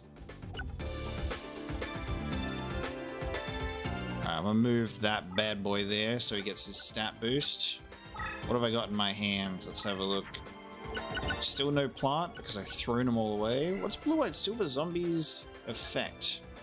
When this card is flipped face up, all your monsters are transformed into zombie monsters. Okay, well I'm not gonna do that. Oh, I don't think it's the fact that the first duel is too much per se. It's just the fact that the game is very convoluted in how it's decided to, like, I guess, set itself up. Like, the mechanics are so bizarre, dude. Okay, yeah, so moving it puts it into attack mode. I need to remember that too. And that leaves me open to losing a lot of life points, so we won't do that.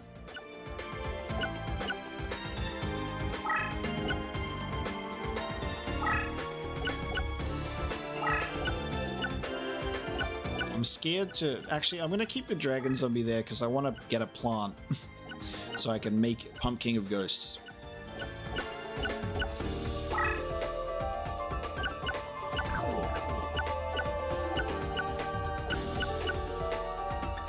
Okay.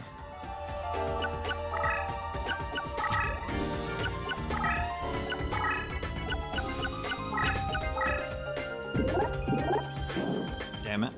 Okay. I lose to a giant scorpion of the tundra.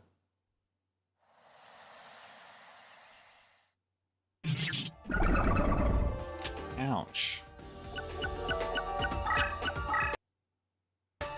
Oh, the attacking is starting. Ha ha! You lose. You lose. You lose. You lose. God, look at this spider. It's... Imagine a spider with, like, legs. Like that. And after all that, Witty Phantom survives and gives you one of these. Take one of these.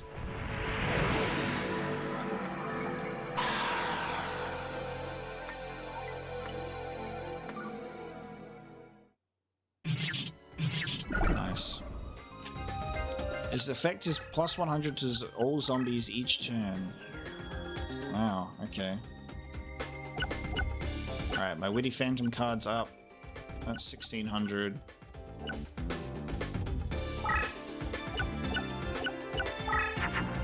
Still no plant. I need to just save up summoning power so I can get 4, so I can get rid of these cards and get them on the field as well. Alright. Increases the power of warrior monsters of dark, fire, water, and wind. I have no warrior monsters.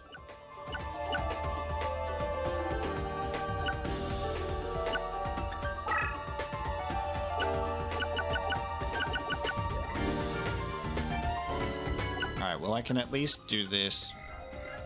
When destroyed in battle, it destroys the opposing monster as well. Oh, that's really nice. Okay. In that case... Let's get rid of this caterpillar card. And I'm gonna do... this. Get rid of this sword. Fiend's Hand. And then Fiend's Hand... if it's destroyed by this card, they're both destroyed. This bug has a very interesting movement at the moment though, because I think it can move like left and right with it navigating on the forest, so I might just leave it there and we'll put it in defense. And then if it attacks us, it's screwed. And then next turn I get 3 summoning points, so then I can start throwing down those 4-star monsters.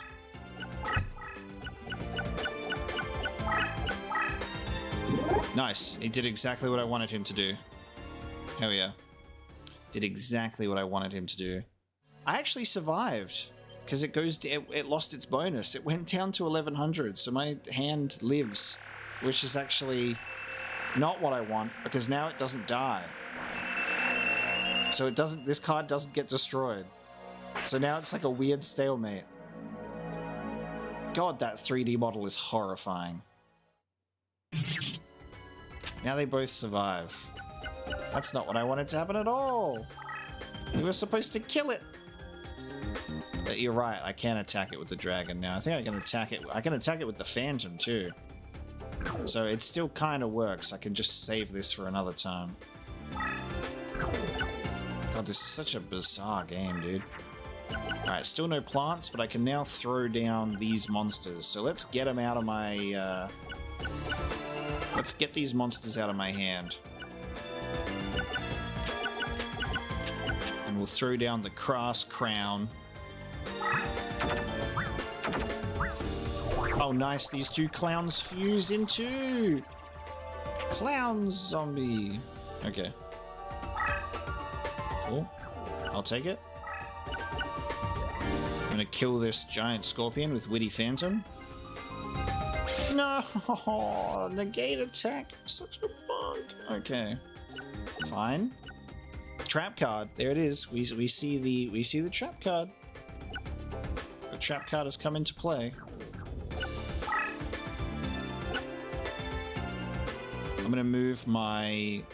I gotta move my leader card so I can actually have some more summon spaces now.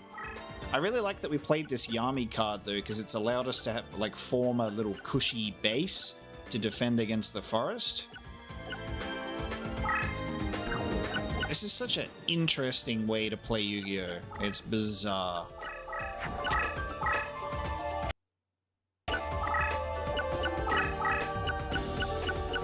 Such a Kingdom Hearts style soundtrack.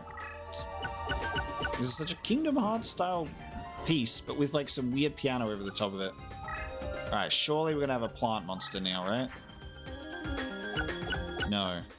There's my warrior that would have benefited from that sword, though. Just simply cannot win. Alright, what's your effect? Reduces opposing monster by 300 when destroyed in battle. We got our Shadow Ghoul. Can move into Labyrinth terrain and transforms into Wall Shadow. We've got a high defense monster here at least. So let's throw down...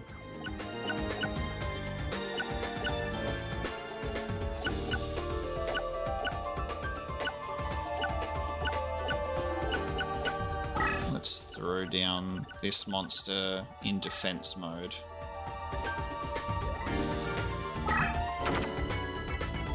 So we're gonna... What just happened?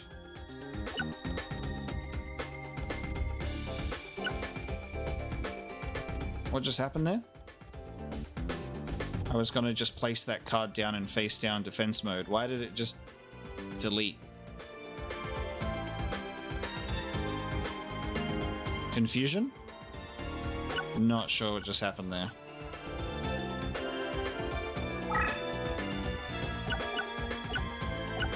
Oh, I have 5 cards on the field. Alright, that's fine. That's okay. You forget the most basic rules. You forget the most basic of rules when you've been bombarded with so many convoluted rules at the same time. That's great. Alright, well, we've got Witty Phantom, and Witty Phantom has just destroyed one of them. It's really funny that I straight up thought that I was going to lose this game right at the beginning, but we've actually put up a cool fight, which is good. We're just like luring the enemies to us. The problem is pushing the advantage, pushing the attack. It still has there's a bunch of forest here, so my cards will lose their advantage that they've got right now. So we'll keep them here. Keep him here. I'm still just waiting for my my plant monster, I suppose, before we can transform Dragon Zombie.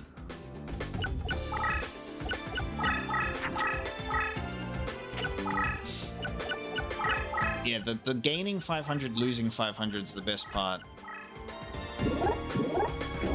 Haha, why did you do that, you punk? I think the best part is throwing enemies at me and losing life points as a result. So that's really cool. I like that. These enemy designs are so creepy.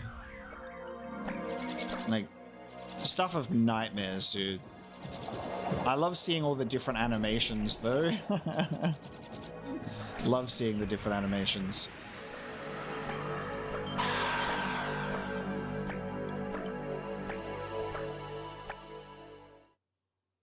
What's good outside of this first stream is this is like the tutorial learning how to play the game stream. And then everything else should go, hopefully, much smoother going forward as we get used to the gameplay and its systems. We just cannot win, though. We just can't get a plant monster to save our lives, unfortunately.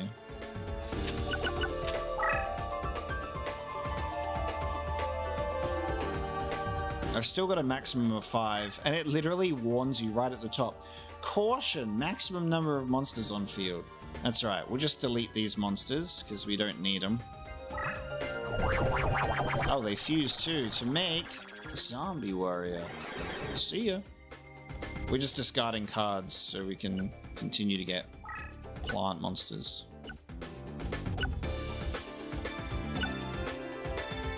We don't want Weevil to use specific 2 cards.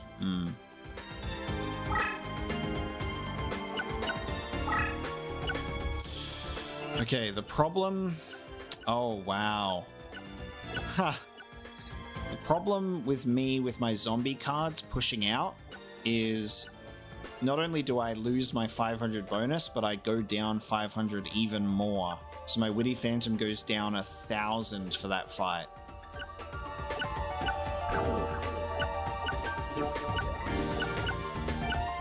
That's scary. I'm really relying on needing to get this this plant in my hand then, right?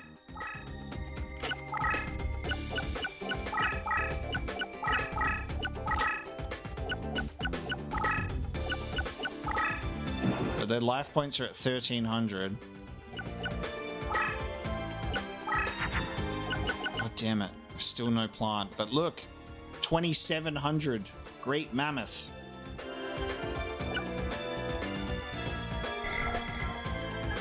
Cancels all spellbind and power increase decrease effects. Does not cancel any bonus effects. Well, I'll just plant this on the ground. We'll just put this over here so that at least gets that out of my hand. And if we ever get spellbound, I can put that on there. And then again, I'm just going to leave the cards in these positions on Yami.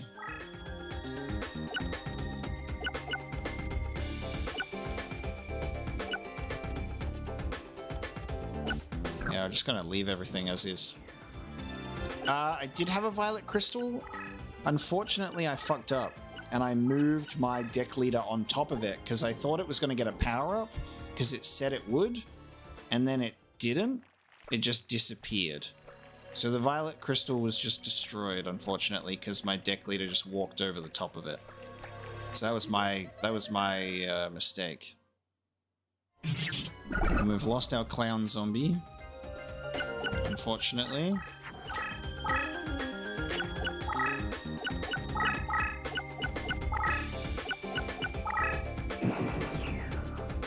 So let's have a look at this one.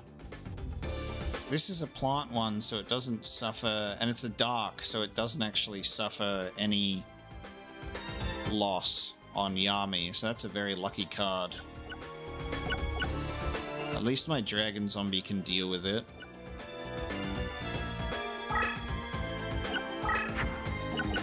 God damn it, okay. I lost a monster though, so I can get this great mammoth on the field, so let's do this,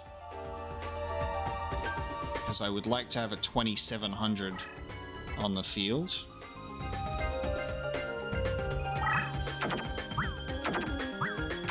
In a perfect world, I would have loved to have kept some of those, like, lesser dragon.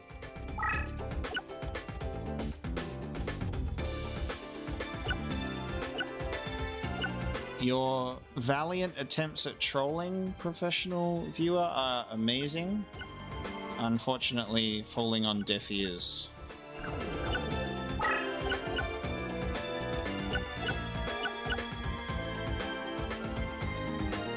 We're going to kill the Rose Spectre, because I think the Rose Spectre will take out the Witty Phantom next.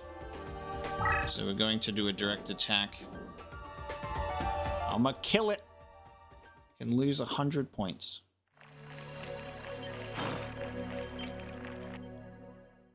Get out of here.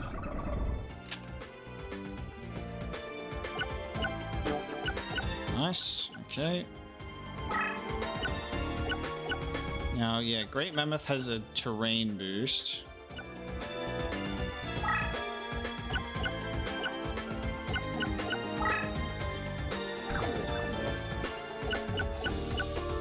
Alright.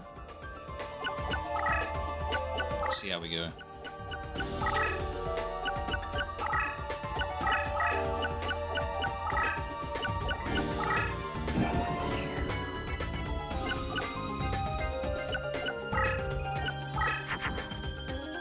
Oh,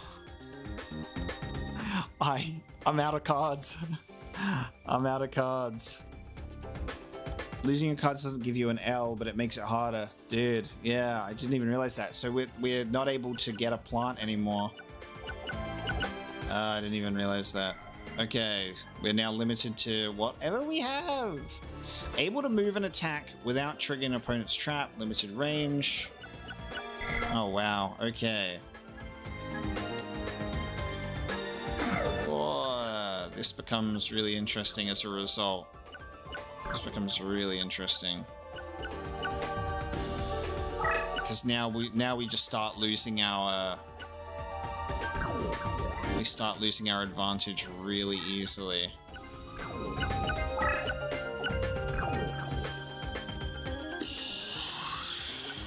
I threw away all my cards. At the very least, our Great Mammoth has a pretty decent attack. Like, it'll lose 500, but it's still got 2200, which is good. And we can use Fiend's Hand in battle as well to just throw it at something strong as well, and it will destroy that monster.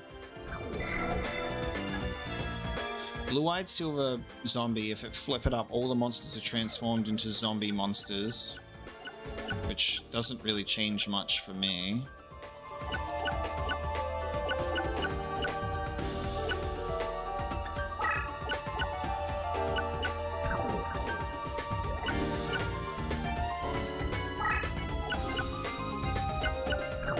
If we can get one direct attack, if we can just get one direct attack on it with the Mammoth, we would win. I'm gonna move some cards backwards so we can have Mammoth take the lead. I'm gonna have Mammoth move up. Yeah, if I can take Zombie and Mammoth, I should be able to storm in.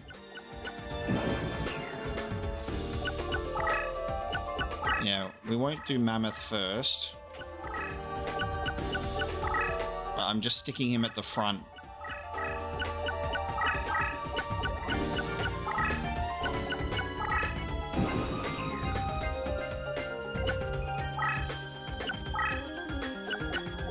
I've also got this bad boy.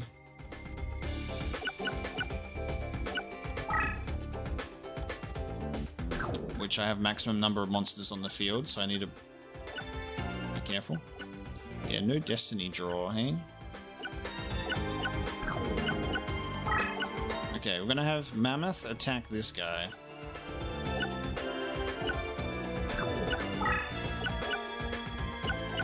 Witty Phantom has to stay here, otherwise it just loses, like, so much. We're gonna just do this.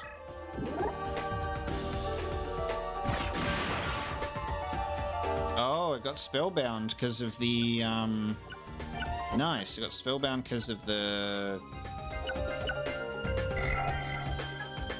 Oh no, Spellbind's opposing monster for one turn when the card is flipped face up in battle. Okay, I see. Gotcha. What's weak at the very least.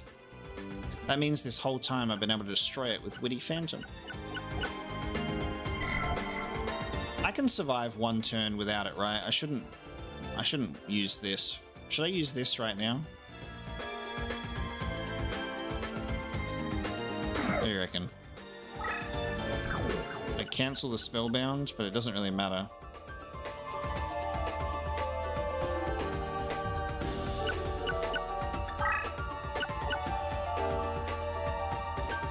Oh, I can attack it with Witty. Sorry, I didn't even... I forgot that I could attack on this angle.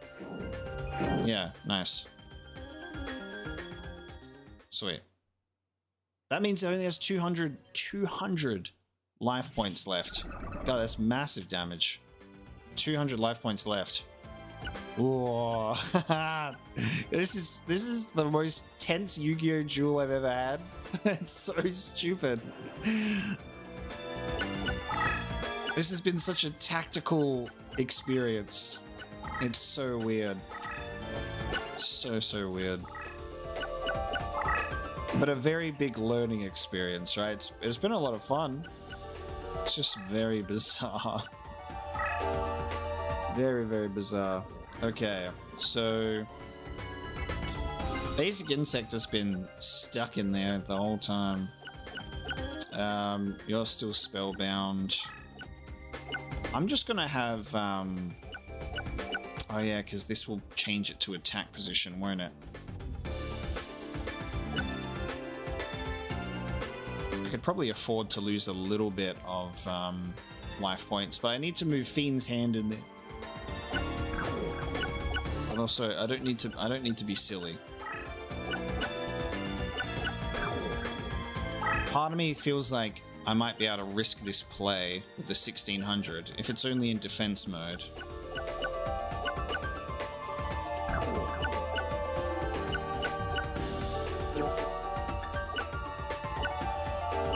I'm just gonna wait it out again. I'm just gonna wait, because then my Mammoth won't be spellbound anymore.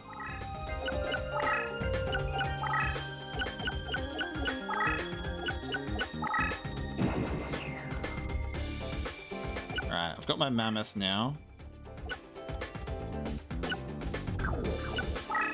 Well, the problem is Witty just drops to 900. That's the problem with Witty.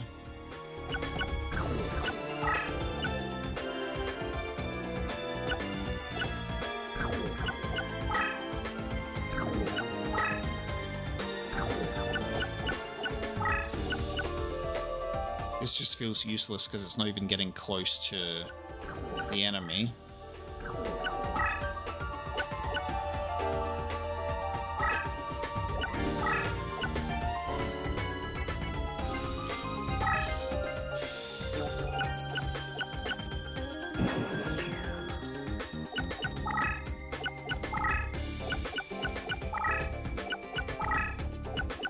Yeah, another thing that we don't know yet is how many of these cards are magic cards. That if we just like went over it, it would just disappear, you know? It's kind of the funny part. Like, we could go for this and see what happens, but...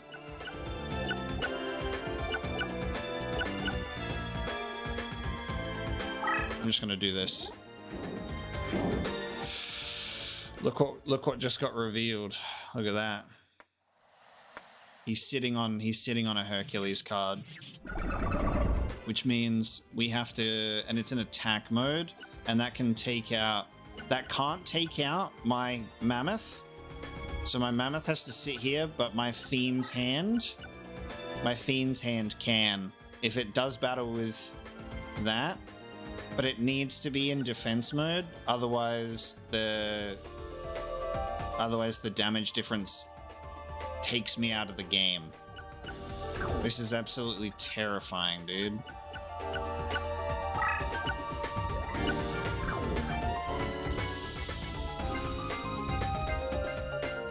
I have to have Fiend's Hand into combat with it. It's just the problem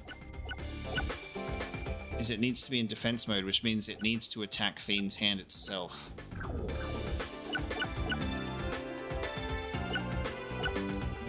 I need this Hercules to attack my mammoth, and it will die, and then we win.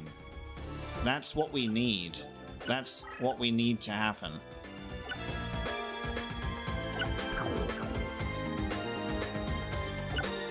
This is so stressful.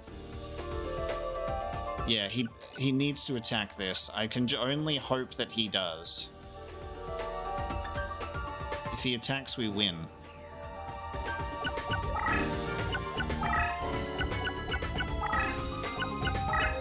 Yes, we won! Oh my god. He fell for my trap. Oh, we won. That was the most stressful Yu-Gi-Oh! Duel I've ever played. We just baited him in. God damn. That was a tactical victory, if I've ever seen one. God damn.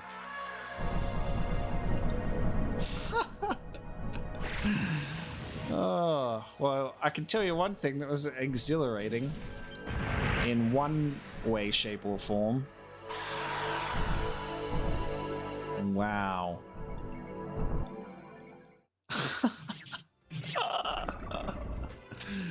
Yeah, get screwed, Weevil. Alright. I won.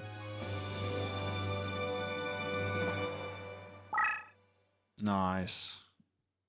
Thank you. Thank you. I'd like to thank Jacob B. Oh god, it's got a slot machine element. Graveyard slot machine. This music. Nightmare Scorpion, get. Quagga Hercules, get. I got Hercules, baby. Oh, you get all three. Oh, you get 3 cards at the end. The Hercules card is a great pull for my deck. Weevil had perfectly ultimate great moth. Of course he did. Of course he did. Of course he did. Goddamn. Yeah, it was a learning experience, that's for sure. No, I lost. This can't be happening. Obtained a rose card. I got a white rose card. Oh, and we've got 2 new destinations, the Rainbow Kingdom and Desert Land. Oh, Maximilian Pegasus. Pegasus Crawford. Oh, and Keith. Keith Bandit. It's so funny that it's just their, like, straight up normal appearances, but then with weird clothing. And I love that they've actually changed Keith Bandit's flag from the US flag on his head to the British one, because we're in England. That's pretty funny. Funny that because I didn't fail and I didn't lose, professional viewers nowhere to be found to attempt to give me shit. Imagine that. Yeah, I'd imagine Pegasus is a boss. Pegasus is a big boy. Alright, I'm gonna save the game with that in mind. With that terrible victory of mine. And we're gonna take on Rex Raptor. Now, I need to deck build, right? Because I can put my new cards in my deck. The Rose Duelist, eh? I'm not impressed. In fact, I'll crush you to a pulp with my dinosaur deck. Alright, well, I guess we're in the duel now. Oh, Toons. God damn. Toons is wild. Well, I guess I'm not putting those new cards in my deck yet. Oh, shit. We've got Labyrinth Walls, too. I've got a card that can deal with Labyrinth. I've got my Wall Shadow. Alright, so he's got 2-headed King Rex, and he's a major. Yeah, this game we're going to try to do Pump King of Ghosts. So save the plants. Oh, this is interesting. Let's see what we've got. First up, we have...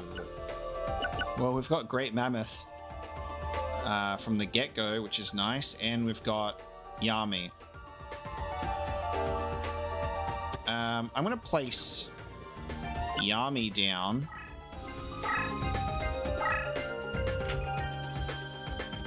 And just... you know what? I could move it closer to him if I wanted to as well, so it can try and cover a little more of that angle. Yeah, I don't expect that Yami would remove Labyrinth, but I can inch it closer to him and make that field Labyrinth for me, make it more powerful.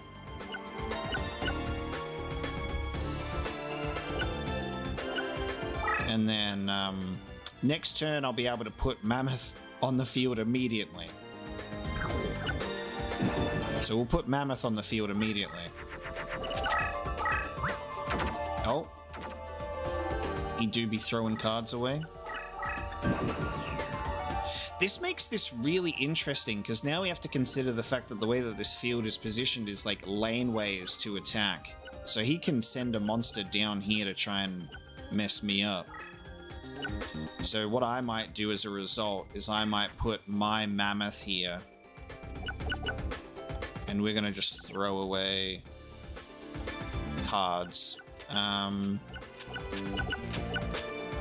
going to keep Disc Magician. I'm going to throw away the rest. And we're going to put the Great Mammoth there. So this laneway is now protected. And I can just kind of steamroll and push through to the Twin-Headed Rex. I'm going to move this card up some more as well. I'm not sure how much range this will cover. Something that's really great as well with Old Mate Mammoth is he gets Wasteland terrain boost anyway. So he's at 2700 from the Wasteland and would be at 2700 with Yami anyway. So I'm in a win-win scenario there, which is kind of nice. I feel much more confident going into this duel than we did in the previous one.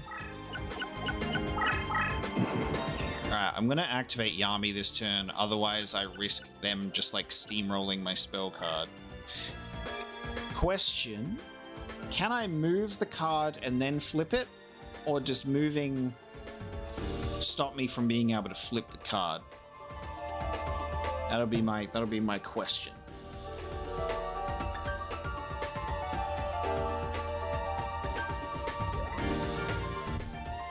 You can move it and flip it? Okay. We're gonna go for the old move and flip. So we're gonna move it. I can't flip it, guys. You lied. I can't flip it. You lied to me. I can't flip it. You lied. You lied. Flip then move? Oh. I asked the question, can I move it and then flip it? I specifically said it the other way. It's fine. It's okay. It's okay. That was our backup move. That was just our backup move.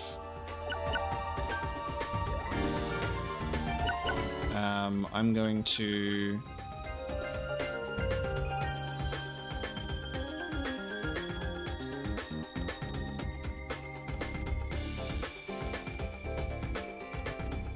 That's fine. We'll live and learn.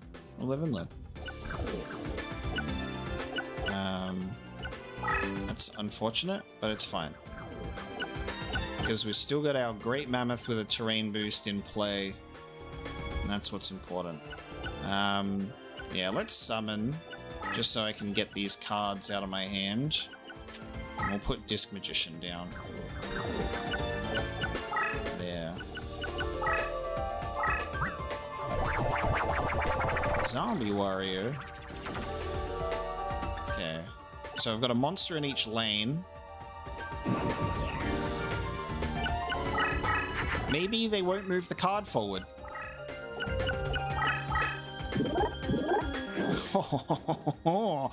Oh, another two-headed King Rex, eh? Damn, and it was 2100 too. This was the big boy card pushing down this field. It was not expecting my big boy card push down this field.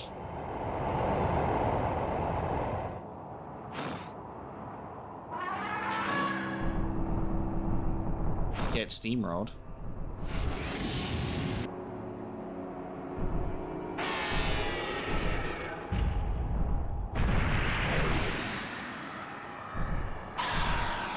Main downside of this game is the AI is stupid. Yeah, if I can beat Forbidden Memories, I reckon I can beat this game. Nice. No! It moved forward. Damn it. I thought it was not going to move forward. Alright, that's okay.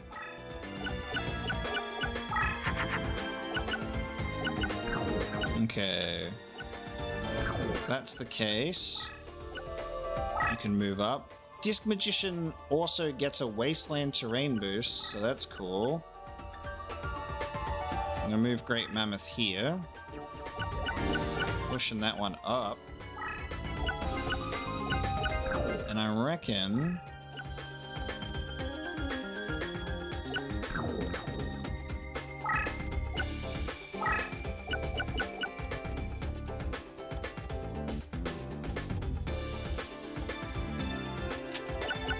guess we'll just ditch these two. Summon that.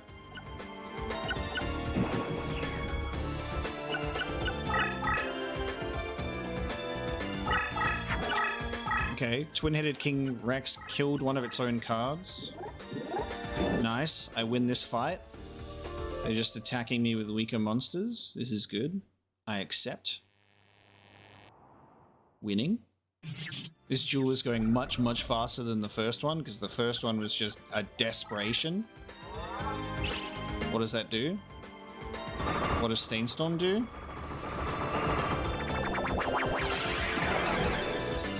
Whoa. What does Stainstorm do? And I'm so happy that it didn't take out my mammoth. What the hell?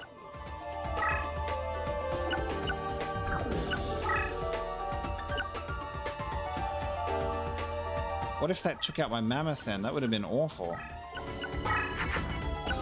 Oh, there it is. Now I just need my plant. Oh, it destroys all machines? Thank God. Okay. We're gonna put my dragon zombie down here. That gets the terrain boost. And then we'll wait for a plant, I suppose. And now this guy is just bullying this guy. I can't attack him yet. Oh yeah, R1 pulls up the graveyard, right? Yeah, and then the enemy... Wow. Okay, cool. He's running away from me and then putting down defenses. Oh, this is funny. He's running away. What has it got? It's got, or I'm just gonna box him in then. We'll just move Dragon Zombie. Oh no, actually. What's the bet I pull a plant? I'm like, what's the bet I pull a plant as soon as I move the Dragon Zombie out of range? Alright, hold on. Actually, we can still fix this, because I can move you here, right? No, I can't. God damn it, I'm such an idiot. It's alright, I'll move the Dragon Zombie back next turn. So stupid.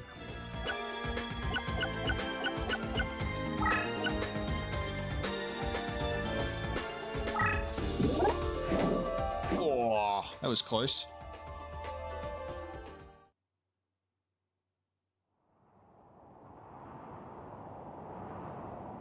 We win. There's 2,500 defense.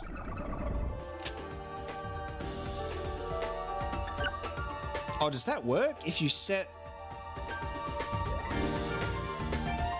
Oh, it's a high attack value zombie in any plant. Okay. Oh, so if I just set the plant and then move it, it'll fuse?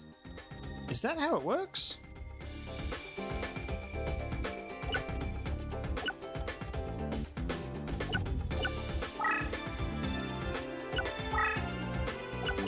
So if I set this plant on the field and then move it up onto dragon zombie, it would then fuse, it wouldn't delete the card. Is that what you're saying?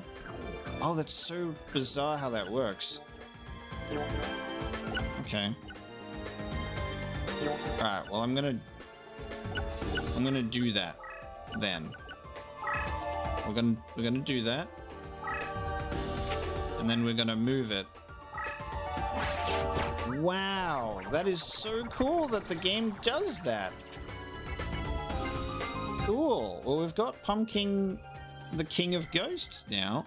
While this card is face up in the defense position, all zombie monsters are increased 100 points at the start of each turn.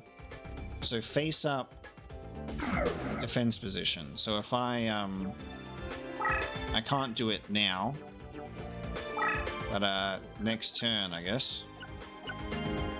So now we've got this dude pinned between my Great Mammoth and Pumpkin.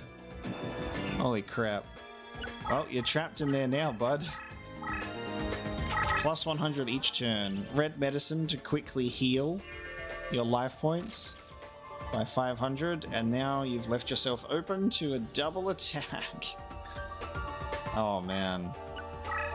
Well, this duel went down much better.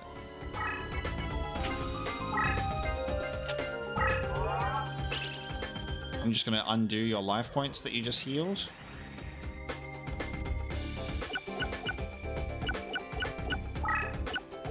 Alright, we're going to do direct damage for the first time against the deck leader. 2,700. And now it's got 350 left. We can't do damage to it. Oh, we win. Because now he can't summon. So we get the victory by blocking them in.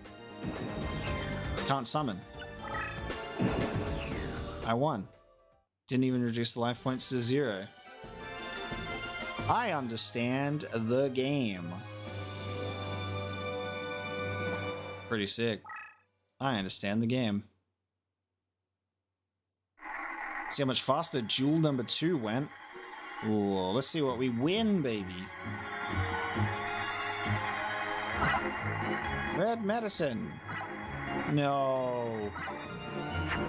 No, not 2 red medicines. I wanted a twin-headed Rex. I wanted 2-headed King Rex. No! Gave me 2 red medicines. Unlucky. This is the slot machine where you don't want to get multiple of the same thing. What, me? Lose? I don't believe it. If you get 3 in a row, you get hyper rares. Oh, okay, cool. I obtained a rose card. Alright, who else is in here? Let's have a look.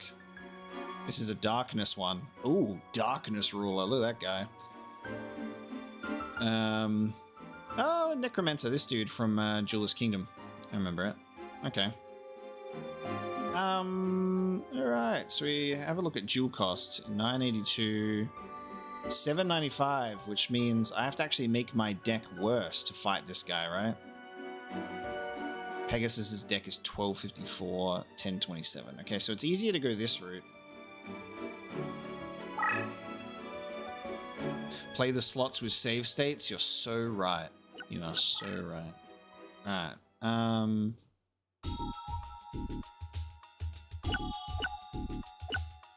So these are all the new cards that we got.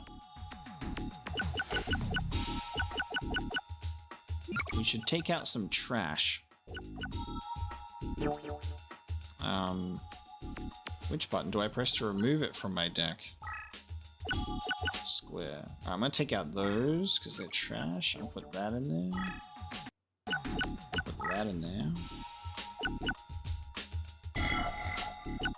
Oh, this one was good, wasn't it? It's oh nice, we can see the 3D model. Dude! You can see it so up close. So much effort in the 3D animations. This is great.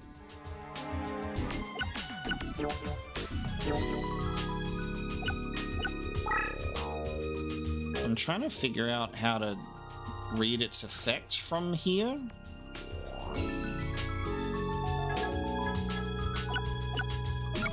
Oh, there we go. Spellbind for 1 turn when it's flipped up. I kind of want that in my deck, for sure.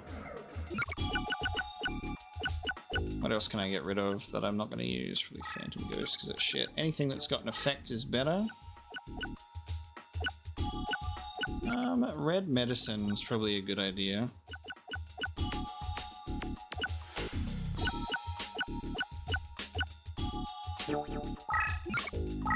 Nice. I'm going to do that. Wait. Yeah. Yeah. Yeah. We're gonna do one more. We're gonna do one more duel, I reckon. We'll do one more. Now that we've learned the game and gotten a bit more comfortable, and then after that, I'll go to bed. I reckon. So we're gonna do this one. We're gonna face up against Darkness Ruler, where we're both gonna be darkness related. You dare to challenge the dark deck of the Darkness Ruler? Rose Duelist or not, you don't stand a chance. Nice. Okay, one moment.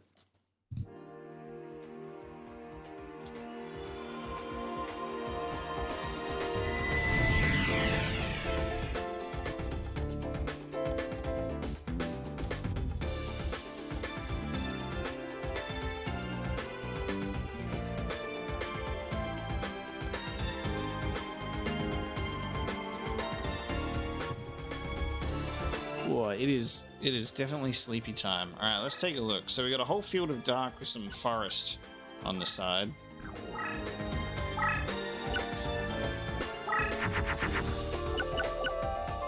Again, we've pulled out.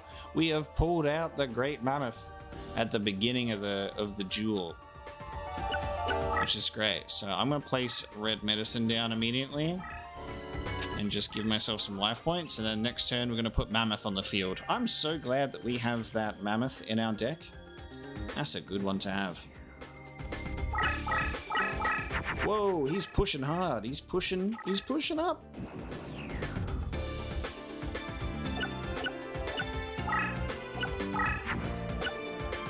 Alright, we're going to throw away some cards here.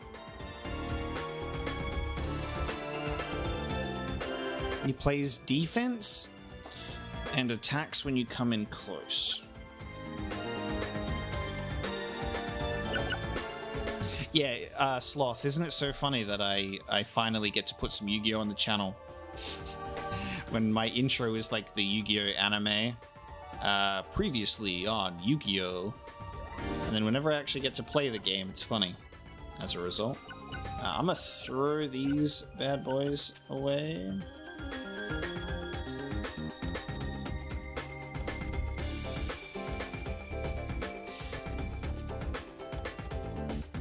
Actually, I'm gonna save that. I'm gonna keep that.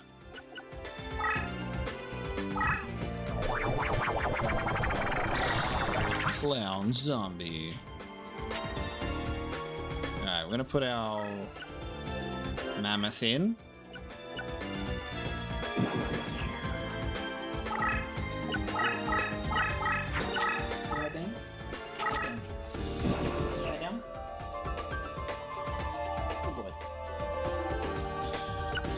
Logan's being antsy because he's like, why are we not in bed?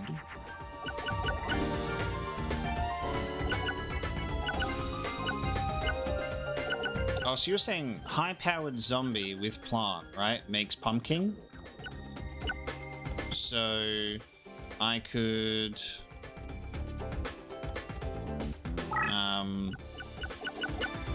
fuse it with Shadow Ghoul, right? Shadow Ghoul and Snake Yashi, or would that not fuse because Shadow Ghoul is stronger than Pumpkin? Does it still play by those same fusion rules that, like, if the monster is stronger than the fusion result, it won't fuse? Like, it won't downgrade the monster? If I remember correctly. Yeah, the attack cannot be higher than 1800. Cool. I remember that. Alrighty.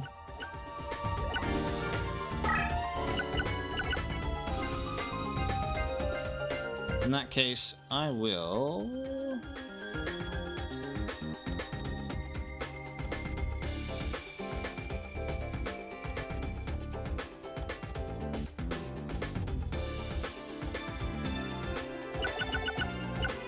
I'm gonna...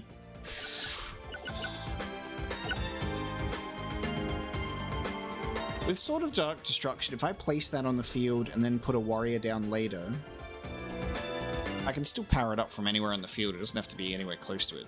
Isn't that right? I think that's right. Let's just do this. I'm gonna just trash the card and put the plant on the field, and then if I get the zombie, I'll put the zombie on top of that. How's that sound? Oh, shit.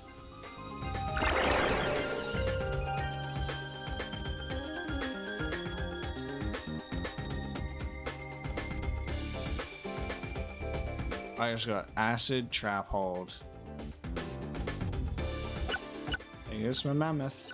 I pushed very heavily there and suffered as a result. Holy crap. Acid trap hole of all things as well. That looked dangerous. That was a fusion and then a power increase. That did not look good.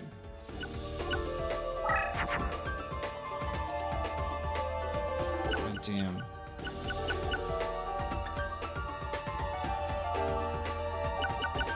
That's unfortunate. Oh, we've got another person that's been granted eyesight within the last day or so, and they've seen their first bald person, and they've just needed to let everybody know about it. Yeah, I remember Acid Trap Hole. I used to... I think I've got a shiny... Like, I've got a secret rare Acid Trap Hole in my collection somewhere. It's a cool card. Alright, well, I'm just gonna place down Saggy the Dark Clown and just defense mode that bad boy. Just to protect my leader. And then we're gonna wait for Pumpkin of Ghosts to happen. I need a zombie card.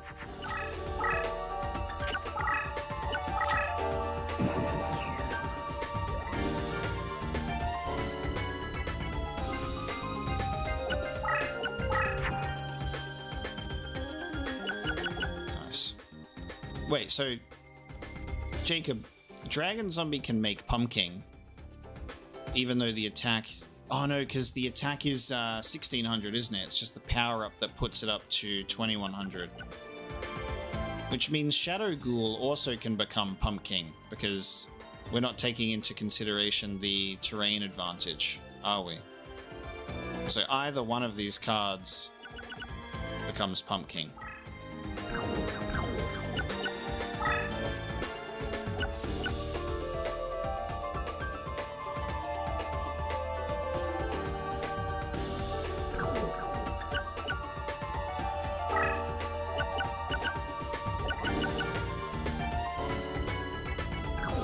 I can't place him on the forest field yet.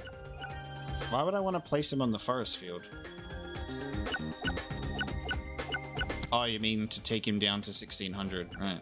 It should still fuse, even though it's... Are you sure? I'm gonna actually do a save state, right? I'm gonna do a save state, and we're gonna test this. Yeah, cool. It is right. It still plays by Forbidden Memories rules. It plays by Forbidden Memories rules. It doesn't consider the increased attack, it's the base attack.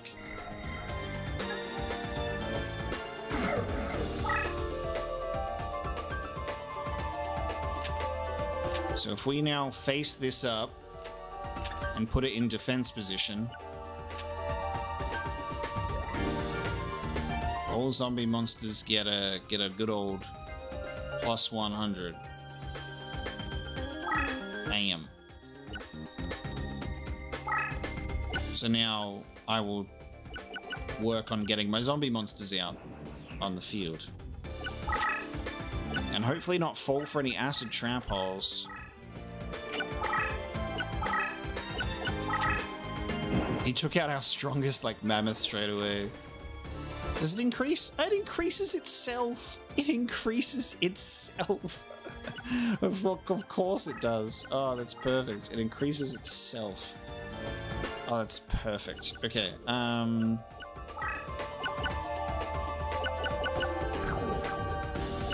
gonna just let this go again because I need more stars. So we're just going to end the turn. Yeah, threat more zombies on the ground, just let it play out. This guy's surrounding himself with cards. He's not gonna be able to summon soon.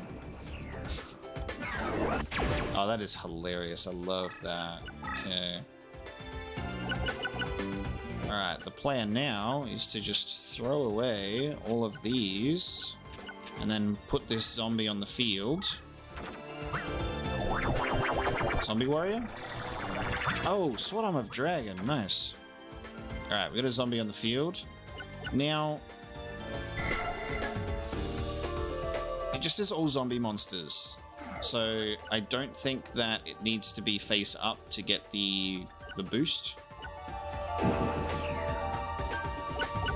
It doesn't say all face up monsters.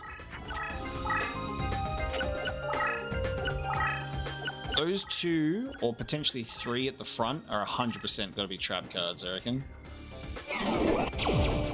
Nice, it does get the boost. It gets the boost.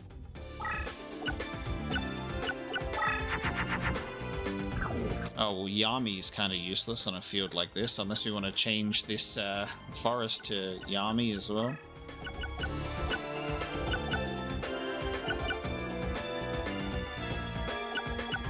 At the very least, I can start using bait like this to push through and see if they're like trap cards or not. And something that's very good is Acid Trap Hole is when they're over 1500 attack. So I could even use lower tier monsters to get some form of victory happening here. And this is a zombie. Call of the Haunted from Bones. All monsters to zombie type. Oh, this is when that Blue-Eyed Fiend zombie card comes in handy. Because that's the flip effect that changes all monsters to zombie as well. That's a good one.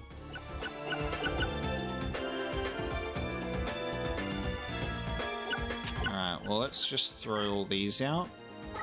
We'll get rid of Yami because we don't need it. This is a fusion that I didn't expect, but that's fine. Now I just got Zombie Magical Ghost instead, so that actually worked out even better. Nice. Alright, this is good. Alright, after getting the tutorial out of the way, right? After getting the tutorial out of the way, having a really stressful first duel, now getting comfortable and being in a duel like this, I understand now, Jacob. I understand. It's so fun. It's really cool.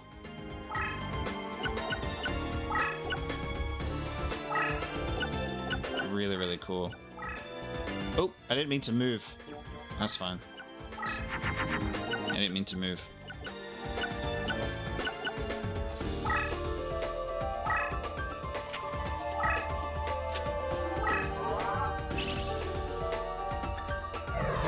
Yeah.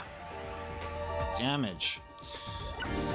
I'm gonna try and put trash monsters down to push the offensive first, because I have a feeling that he's just blocking with some trap cards that I don't want to sacrifice my ghosts to. Saggy the Dark Clown might be able to actually attack him if they're trap cards. I'm going to push Saggy ahead as well.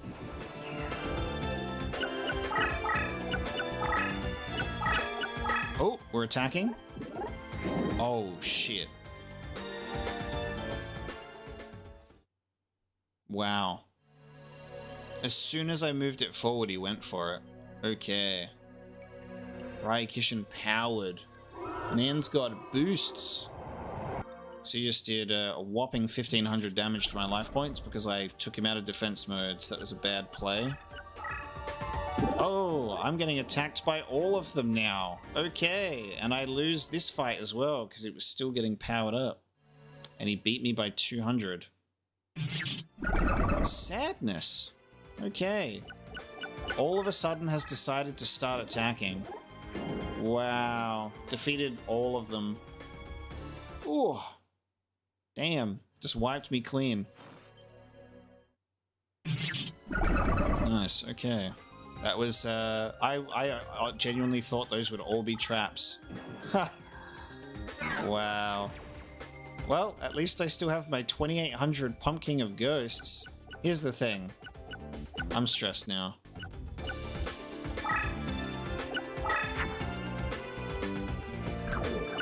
Alright. Pumpkin has to be the last line of defense now against all of these.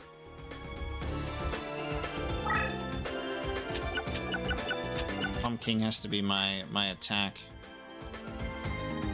It's time to murder.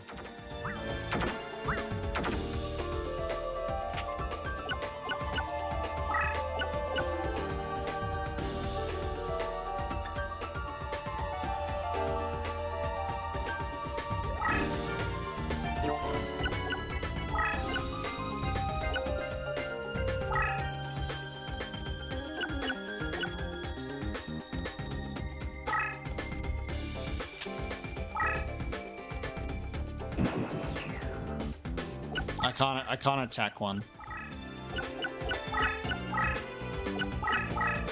He's still attacking.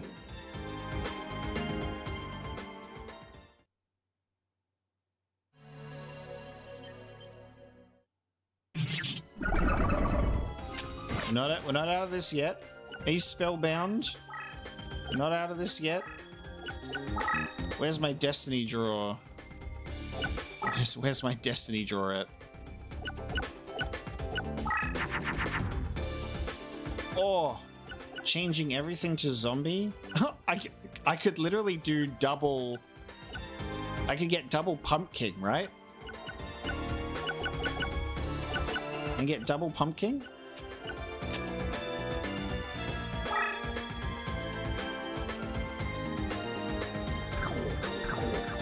Pretty sure this is double Pumpkin.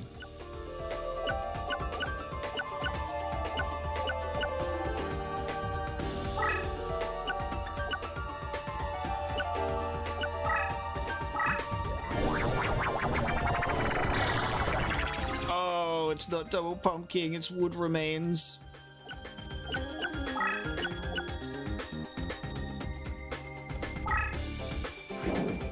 That's okay. Because now I start attacking with Pumpkin, and it's still going to get my boosts each time. It won't get boosts anymore because it's not in defense mode, but it can still at least push these back.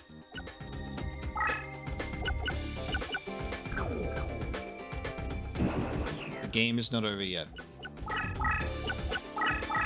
If I get another plant monster, I can fuse it into that one, maybe? He's getting real comfortable. Look how close the leader is. Look how close Mr. Leader is right now. Look at this. Like, I'm not gonna push, but he's getting a bit comfortable.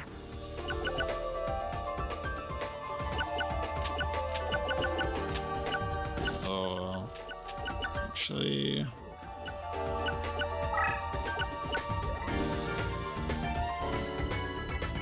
I want to get my Hercules on the field.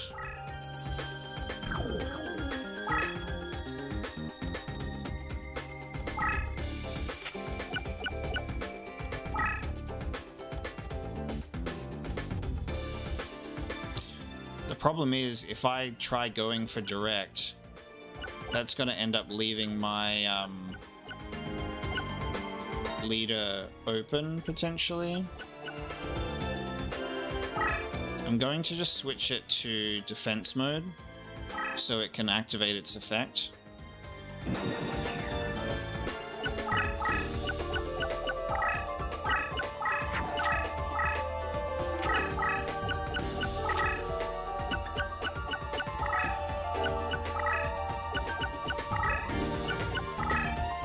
I don't want to get too confident about it, you know?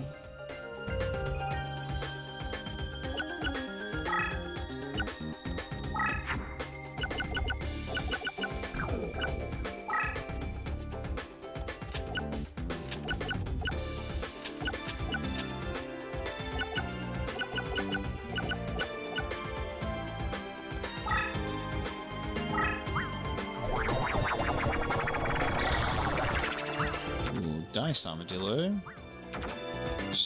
Okay. I'm gonna move this ahead, see if this is a trap card. It is a trap card. There you go. I'm gonna move that ahead, see if it's a trap card. Tears of the Mermaid, power decrease. So that card is gonna just get trashed pretty quick.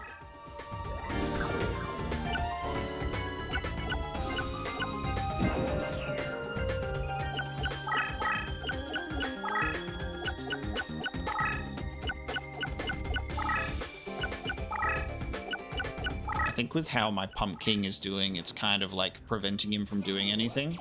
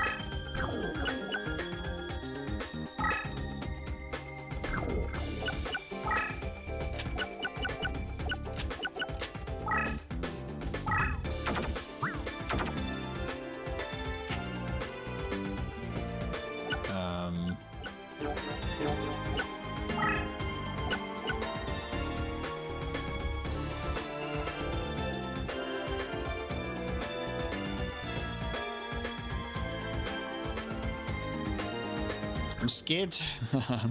I'm gonna do it though. Okay. I'm scared, but we're gonna put him in front. We're gonna do it. Okay. There's at least like some defense here, and then I'm gonna move there.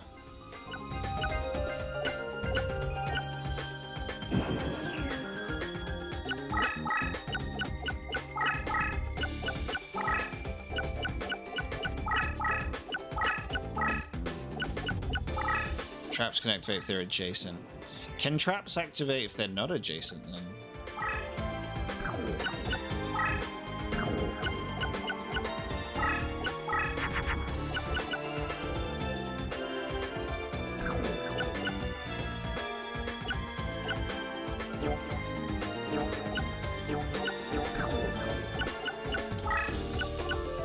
Would you say that this is safe to attack him?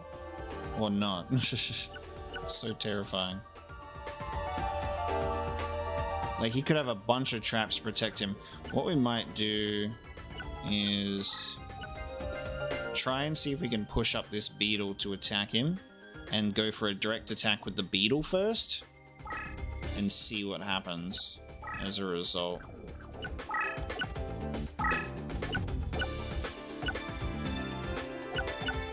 My Pump King too strong. In that case, let me put him in defense mode. Oh, I just pressed X twice. I wish that there was like almost an undo button sometimes. I just pressed X twice, so I wasn't even able to put it in defense mode. Silly me. I was going to get another power up, but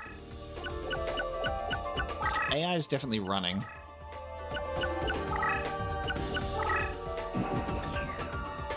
He keeps pushing back.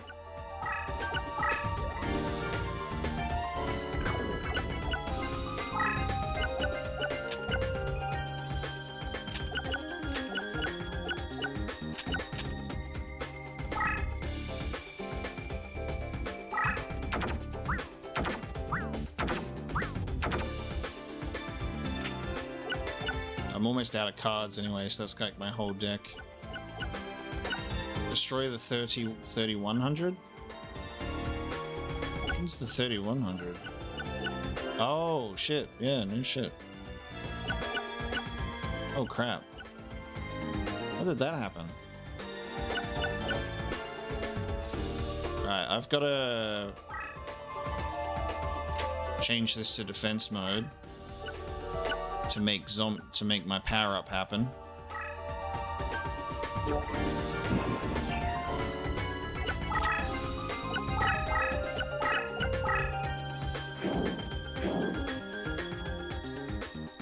I'll suffer some damage.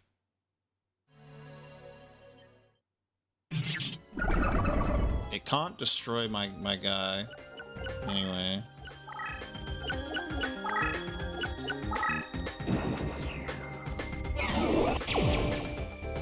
It went back down to 2600. So I can kill it now.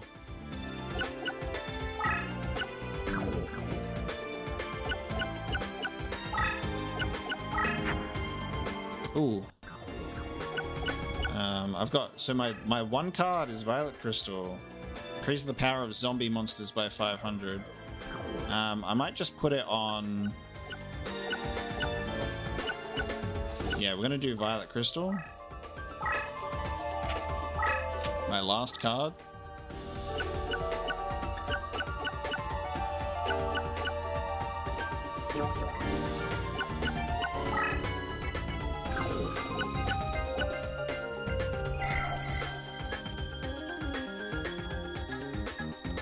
Oh, does the monster have to, like, go over the card to actually get the ability? Because it's just sitting there. Run pumpkin over to it. Okay. Fucking so... I thought I could place it on the field and then pick the monster.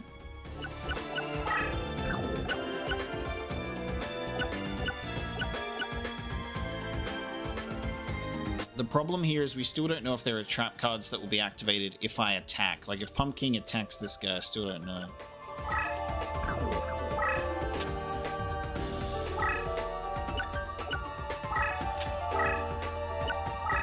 I need to put these in defense mode because of Powered Boy.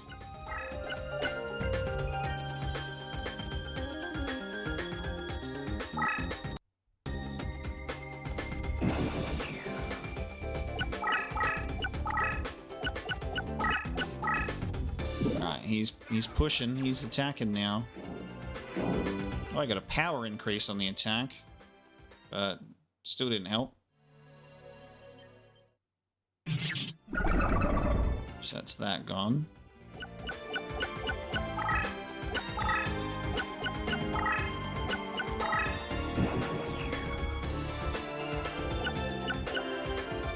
Which means this guy's in dangerous proximity to getting attacked.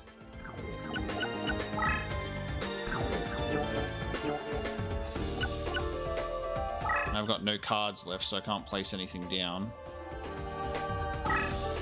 So I have to do... Oh, and I can get attack diagonal, can't I?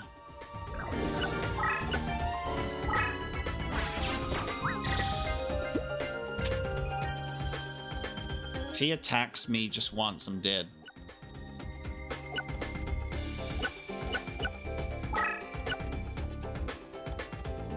I'm just gonna move that in the way. Oh, move Violet onto Pumpkin. God, why can't I be smart about this? I'm not used to the fact that you can move, I'm not used to the fact that you can move spell cards, dude.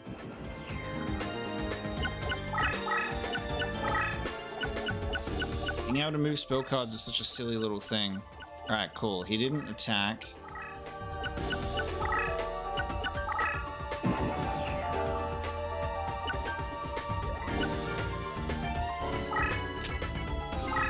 The problem about this is I need to attack him, but I don't know what is going to happen here, you know? I don't know if there's going to be a...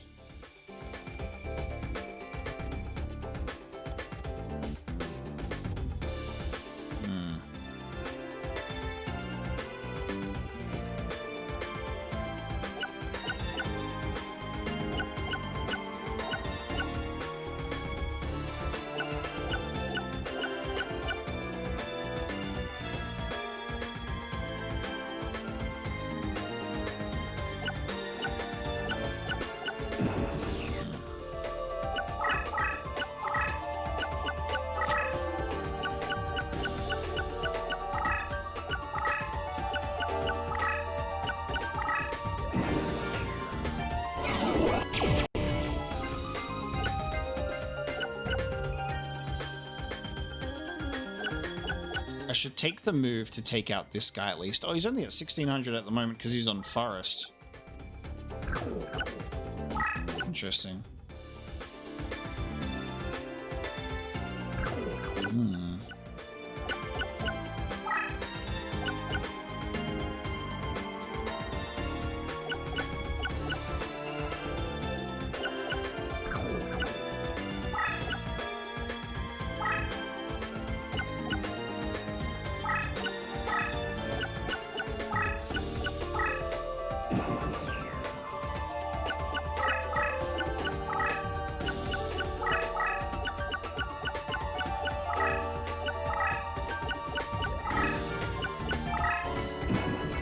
Definitely made some mistakes in this one that made this a lot harder, but Witty Phantom can now attack. No, it cannot. Zombie Warrior? Ah, can't attack sideways. Diagonal. I forget that attacking pushes you onto the square. That's kind of like a really annoying part about attacking in this game, I guess.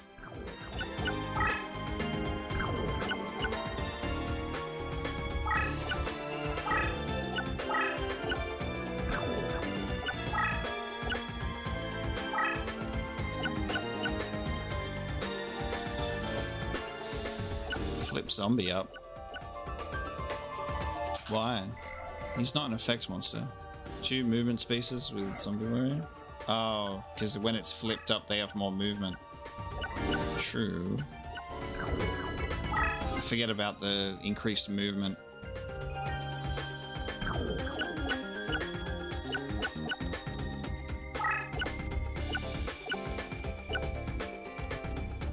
I'm gonna do this.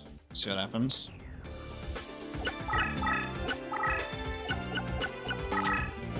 He's just gone into defense mode instead.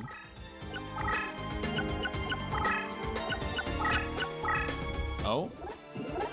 Oh, I won! I won! By 20 points! I won by 20 points! Get wrecked, Reaper of the Cards. 20 life points. Alright, he's running away now.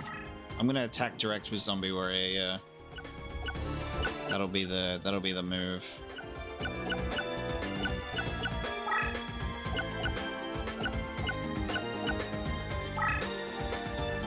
I'm not going to attack Raikishin with Pumpkin yet, just in case. I'm also going to not move him yet, so I'm just going to have him guard, so his ability activates.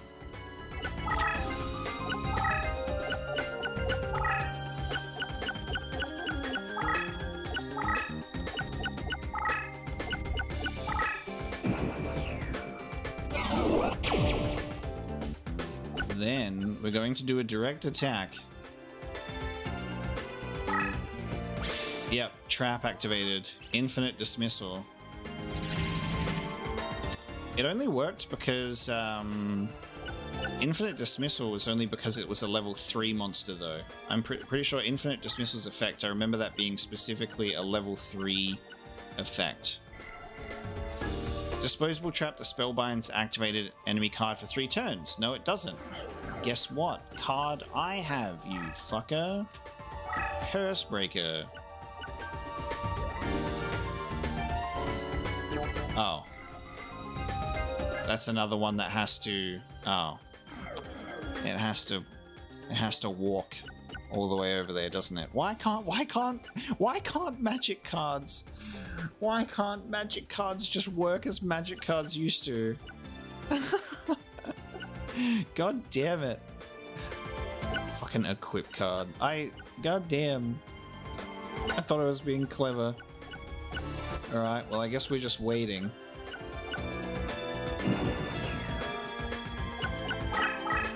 Oh, he's running away. Alright, well I guess we'll just have the card just walk. Yeah, it is best to leave it in my hand in the future, you're right. Now we'll slowly walk the card over, and by the time it gets there, it won't be spellbound anymore, but he might have another infinite dismissal. But we're just going to pause again, and then at the very least it just keeps never mind. It just keeps making, you know, my zombie warrior, pumpkin warrior stronger. Pumpkin and zombie warrior stronger. I'm just scared about how close Raikishin is getting to my leader.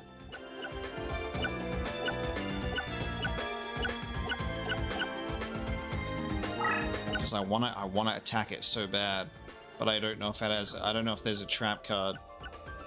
I really think I gotta make this, because it can wipe me out in one hit if it goes for my leader. I think I gotta go for the attack. I gotta risk it. Good. Okay. No traps. No traps. And that's 1900 damage to life points too. No traps, baby. As we finally removed that from the field.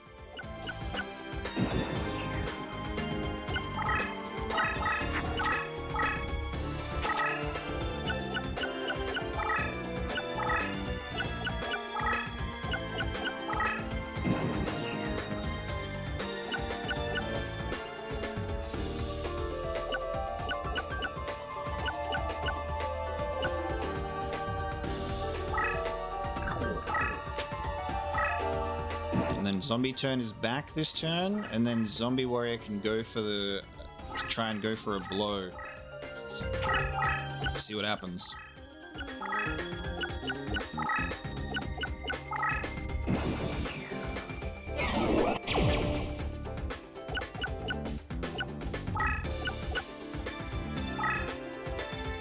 It's getting close to being boxed in. Next turn, baby, we attack you. Still plenty room for any of these cards to be traps. Oh. Oh. Oh. Oh. The winning by 80 points is pretty rough there, buddy. The 80-point lead. Well, we're pushing in. We're pushing in with Pumpkin then. Oh, we're pushing in with all that we've got. And it's Pumpkin to win with 4,200 attack points. That's all we've got. Zombie warrior would have triggered it. True. I don't know if he's still placing any traps though. Putting your card. Okay. Interesting. Yep. Sure. Okay.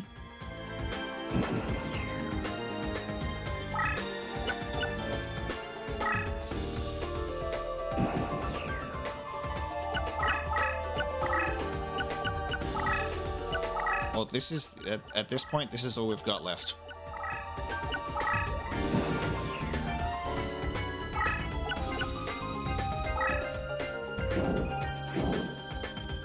Okay, we attacked it. Didn't suffer a trap card as a result.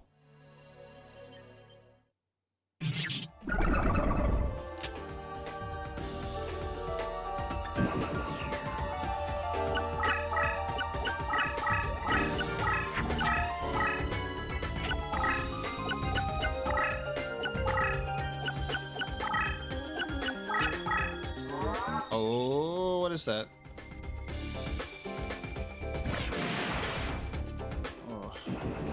Spellbound. Clever. Okay. How long am I spellbound? I'm spellbound infinite! Oh my god, I'm spellbound infinite. The game is over. All I've got left is my Witty Phantom to make moves. I got my Witty Phantom. Witty Phantom's making moves, baby. It's Witty Phantom time. Witty Phantom's still in the game, baby. It's Witty Phantom's time to get in there. But look how he's blocked himself in there. Witty Phantom's gonna get killed by these monsters, dude. What are you guys talking about with Cursebreaker? Cursebreaker got stepped on by Raikishin ages ago. Cursebreaker got stepped on.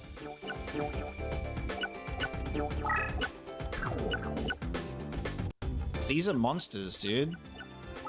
So this is over because I can't even get to him. Yeah. Game's over, dude.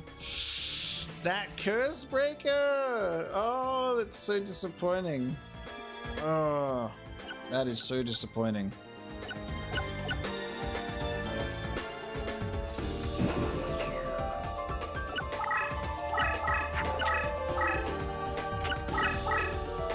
Yeah, it's over.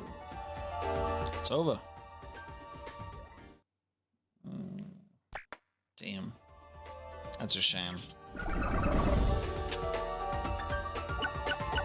Can we have leader attack the leader for victory? Damn it. That's unfortunate. I surrender. We failed. We tried. You lose. You lose. All right. Well, that was an interesting time, wasn't it? Duelist of the Roses.